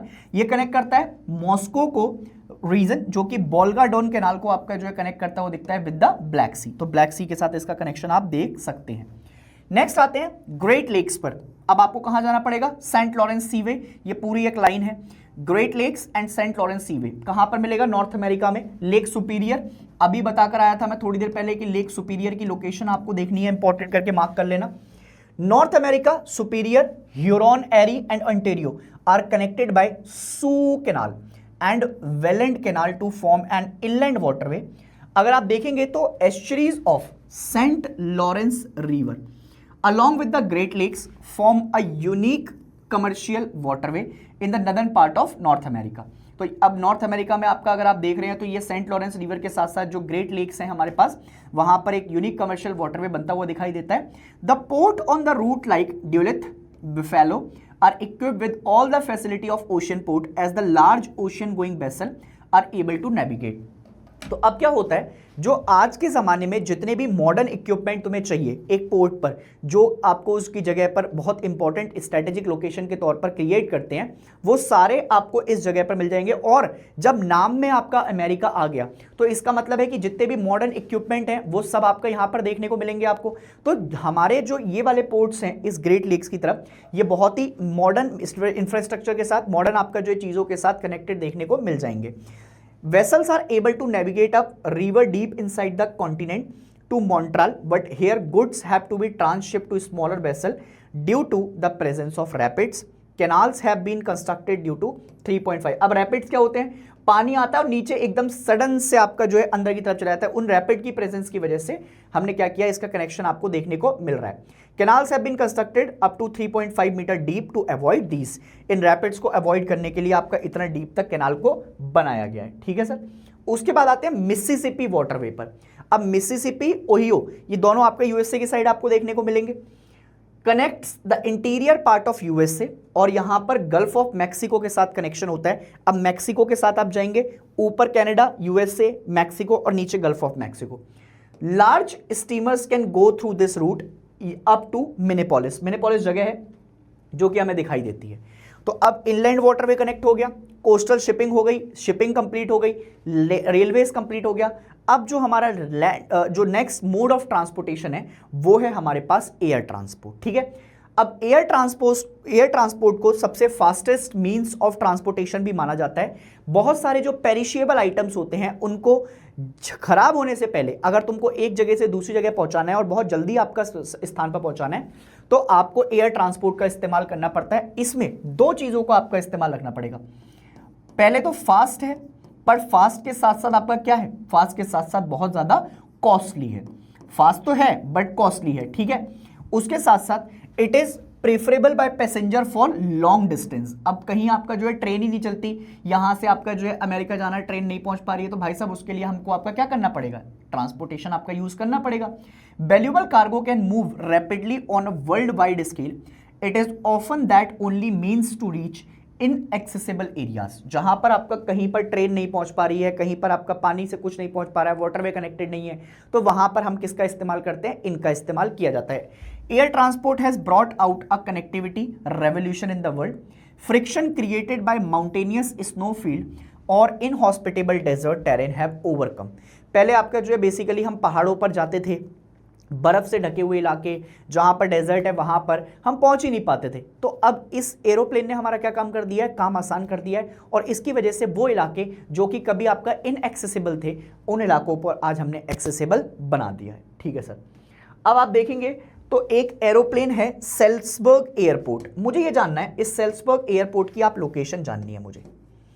इसकी लोकेशन आप कमेंट सेक्शन में फेंक कर मानना, ठीक है, लोकेशन इसकी फेंक कर मानना कमेंट सेक्शन में, सेल्सबर्ग एयरपोर्ट की, ठीक है सर। चलो अब एयर ट्रांसपोर्ट पर चलने से पहले मैं ये जानना चाहता हूं क्या इतनी बातें तुमको आपका समझ में आ गई हैं? अगर इतनी चीजें क्लियर हैं तो कमेंट सेक्शन में लिख के बता दो रोजर दैट। ट्रांसपोर्ट की वजह से हमें क्या क्या फैसिलिटीज मिली हैं, क्या क्या चीजें आपकी हमारी इंप्रूव हुई हैं। सबसे पहली चीज, अगर आप एयर ट्रांसपोर्ट को देखोगे तो एयर ट्रांसपोर्ट ने हमारी जो एक्सेसिबिलिटी है वो इंक्रीज कर दी है। एरोप्लेन की वजह से आपका जो है बेसिकली हम बहुत सारी जगह जैसे articles to Eskimos in northern Canada unhindered by the frozen ground, मतलब जमा हुआ बेसिकली आपका इलाका रहता था, वहां तक हम आपका एक्सेसिबल कर चुके हैं। उसके अलावा हिमालयन रीजन के अंदर अगर आप बात करते हैं तो हिमालयन रीजन में जैसे बहुत सारी जगह लद्दाख जैसी जगह हो गई, इनके अलावा आपका कश्मीर हो गया, जहां तक हम नहीं पहुंच पा रहे थे वहां भी हम पहुंच चुके हैं। The routes are often obstructed due to landslide, avalanche, heavy snowfall, वो भी हमने आपका एक्सेस कर लिया है।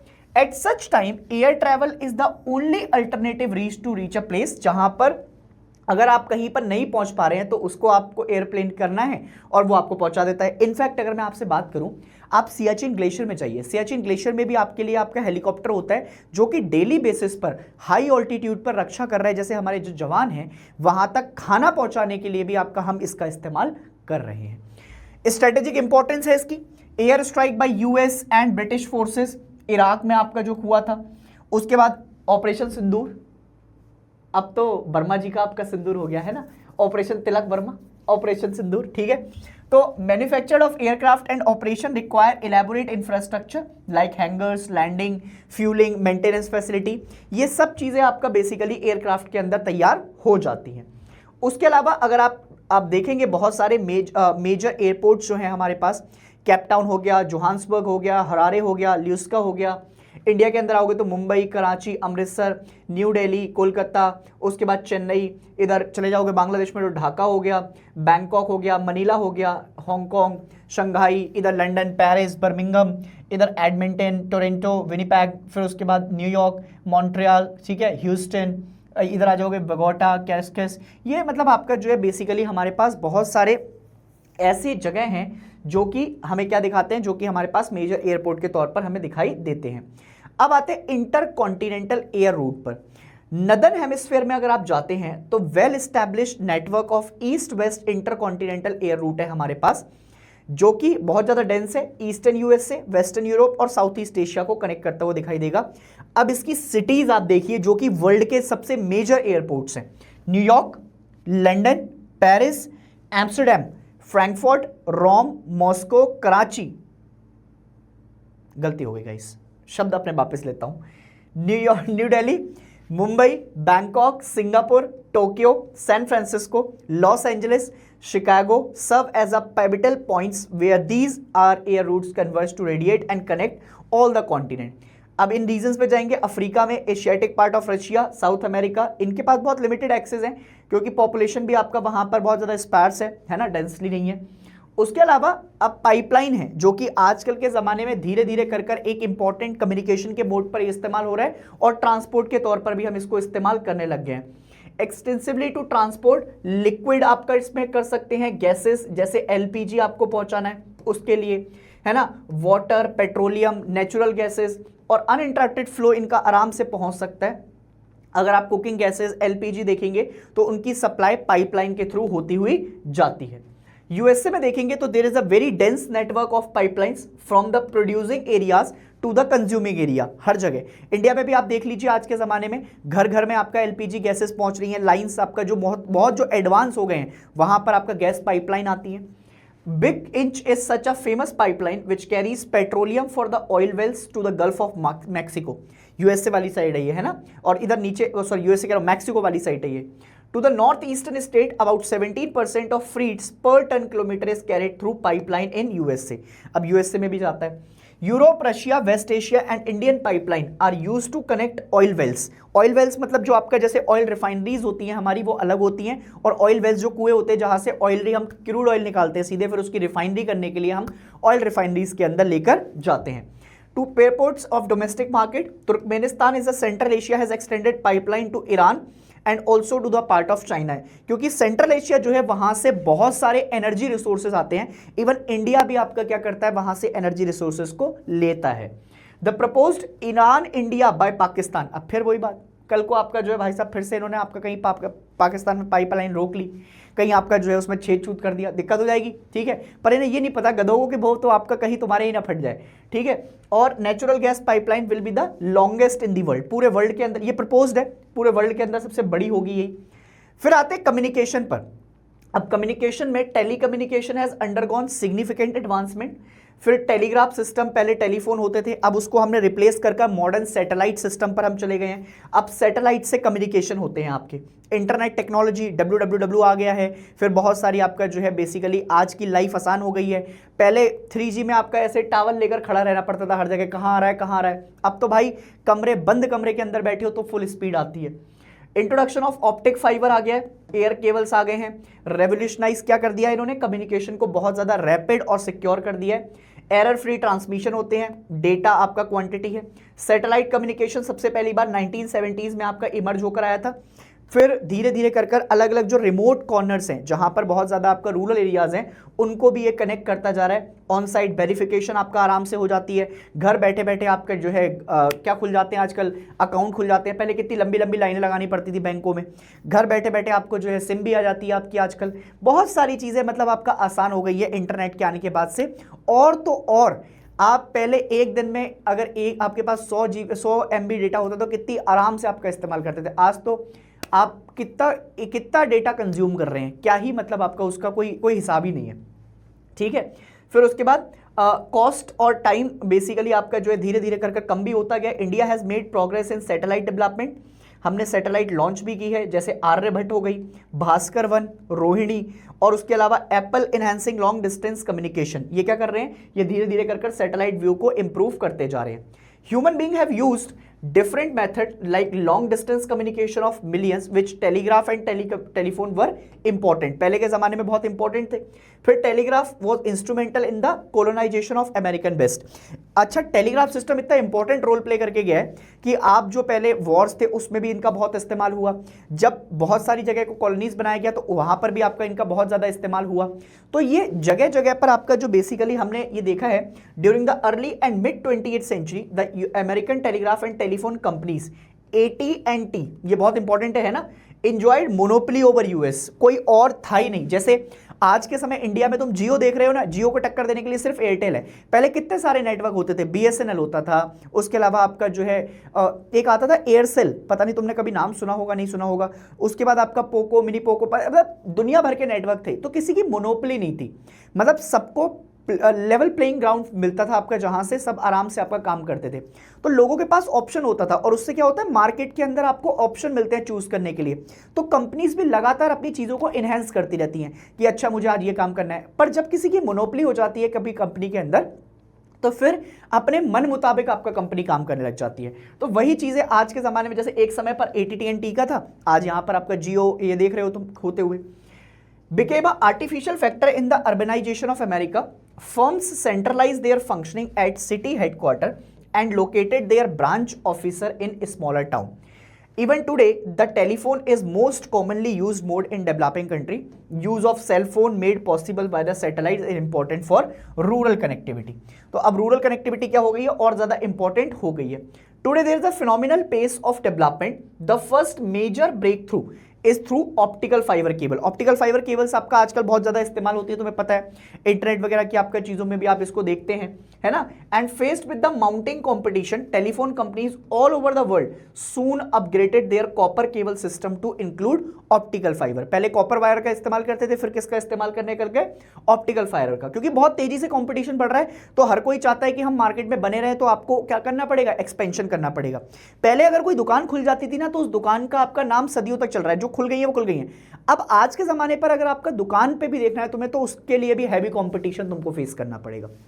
These allow large quantities of data to be transmitted rapidly, securely and are virtually error free with the digitalization of information in the 1990s, है ना। और telecommunications slowly merged with the computers and integrated network termed as internet। तो telecommunication को किसके साथ connect कर दिया गया? कंप्यूटर्स के साथ, और फिर उसको आपका इंटरनेट का नाम दे दिया गया। Internet is the largest electronic network on the planet connecting about 1000 million people in more than 100 countries. आजकल तो भाई साहब रूरल इलाका हो चाहे मतलब इंडिया जैसी आपका डेवलपिंग कंट्री की आप बात करते हैं, तो यहां पर इंटरनेट की ऐसी फैसिलिटीज हो गई। तो आप सोचो कि वर्ल्ड लेवल पर जो आपका बैठे हुए हैं जापान, फिर यूएसए, तो वहां का आपका इंटरनेट फैसिलिटी तो आप सोच सकते हैं किस हिसाब से आपका डेवलप्ड होगा। Communication through satellite emerged as a new area in communication technology in 1970s and after USA and former USSR, former का मतलब जो पहले USSR था, अब आपका क्या हो गया? चेंज हो गया। Pioneered space research, artificial satellite now are successfully deployed in earth orbit. Earth orbit होते हैं अलग अलग आपका ऑर्बिट्स में आपका क्या करते हैं? हम सैटेलाइट को लॉन्च करते हैं। ये साइंस का आपका टर्म होते हैं कि अर्थ के आउटर ऑर्बिट में लॉन्च किया है, इनर ऑर्बिट में किया है, कौन से ऑर्बिट में आपका हम सैटेलाइट को लॉन्च कर रहे हैं। तो अर्थ ऑर्बिट में हमने सैटेलाइट लॉन्च कर दी है अपनी, जो कनेक्ट करती हैं remote corners of the globe with limited on site verification, और इनकी rendered the unit cost and time of communication. धीरे धीरे कर जो उसकी कॉस्टिंग है वो भी आपका कम हो गई है, टाइम से आपका जो है बेसिकली दिक्कत है इसमें नहीं है। This means it cost same to the communication over 500 kilometre as it does to the 5000 kilometre. आपको 500 किलोमीटर आपका बात करनी है तो भी आपको उतना ही मतलब डेटा और टाइम और पैसा लग रहा है। 5000 किलोमीटर जाओगे तो भी आपका वही सेम प्राइस है। India has also made satellites development. Aryabhata was launched on 19 April 1975। सबसे पहली सैटेलाइट्स के आपके बारे में बात कर रहे हैं, तो इसको याद रखिएगा, एमसीक्यू के पर्सपेक्टिव से आपकी इंपॉर्टेंट हो सकती है। फिर भास्कर आई जो कि 1979 में आई। इसका क्रोनोलॉजिकल ऑर्डर पेपर में अगर पूछ लिया तो बेहोशी की तरफ चले जाओगे, इसको बहुत ध्यान से याद करना। पहला आर्यभट्ट 1975, भास्कर 1 1979 और फिर रोहिणी 1980। तो इसका क्रोनोलॉजिकल ऑर्डर आपको याद रखना है। On July 1981 APPLE Ariane passenger payload experiment, यह आ गया। इसके बाद थ्रू एरियन रॉकेट हमने लॉन्च किया। फिर भास्कर ने चैलेंज किया, INSAT 1B have made long distance communication. इससे क्या हुआ? हमारी जो लॉन्ग डिस्टेंस कम्युनिकेशन है वो थोड़ी आसान होती चली गई। Television and radio have effectively played, बहुत इंपॉर्टेंट रोल प्ले किया है। पहले घर बैठे हमें आपका जो है बहुत मुश्किलों से पता लगता था कि कहीं पर आपका सुनामी आ गई है, कहीं पर आपका जो है साइक्लोन आ गया है, कहीं पर कोई भूकंप आ गया है। अब आज वेदर फोरकास्टिंग हर घंटे, आप पूरे दिन में अगर न्यूज चैनल कभी उठा लो तो आपको 3-4 बार तो आपका जो है वेदर फोरकास्टिंग दिख ही जाता है, ठीक है, उसमें बहुत मदद हुई है।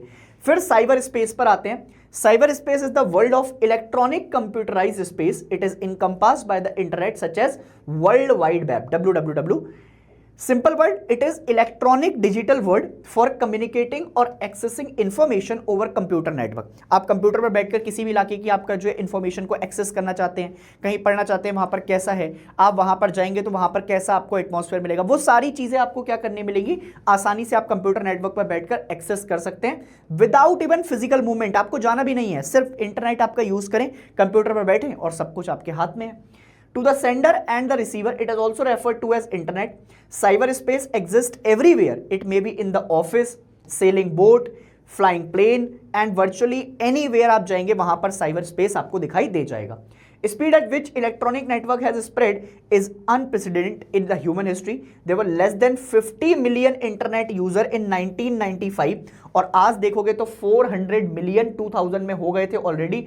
अब तो 2010 में 5.4 बिलियन और 2023 तक आते आते इतने, अब पता नहीं 2 साल में और कितने बढ़ गए होंगे। Last few years, there has been a shift among the global user from USA to the developing countries. पहले ज्यादातर जो आपका यूजर होते थे वो यूएसए में होते थे, अब शिफ्ट हो रहे हैं डेवलपिंग कंट्रीज में, क्योंकि यहाँ पर अब बहुत ज्यादा यूट्यूबर्स, फिर आपका इन्फ्लुएंसर, बहुत सारी चीजें बढ़ रही हैं और हर किसी को आपका वायरल फेम्स चाहिए, तो फिर वो क्या हो रही हैं, वो डेवलपिंग कंट्रीज की तरफ उनका शिफ्ट होता हुआ जा रहा है। Percentage share of USA has dropped from 66 in 1995 to 25 in 2005. Now the majority of world user are in USA, UK, Germany, Japan, China and India.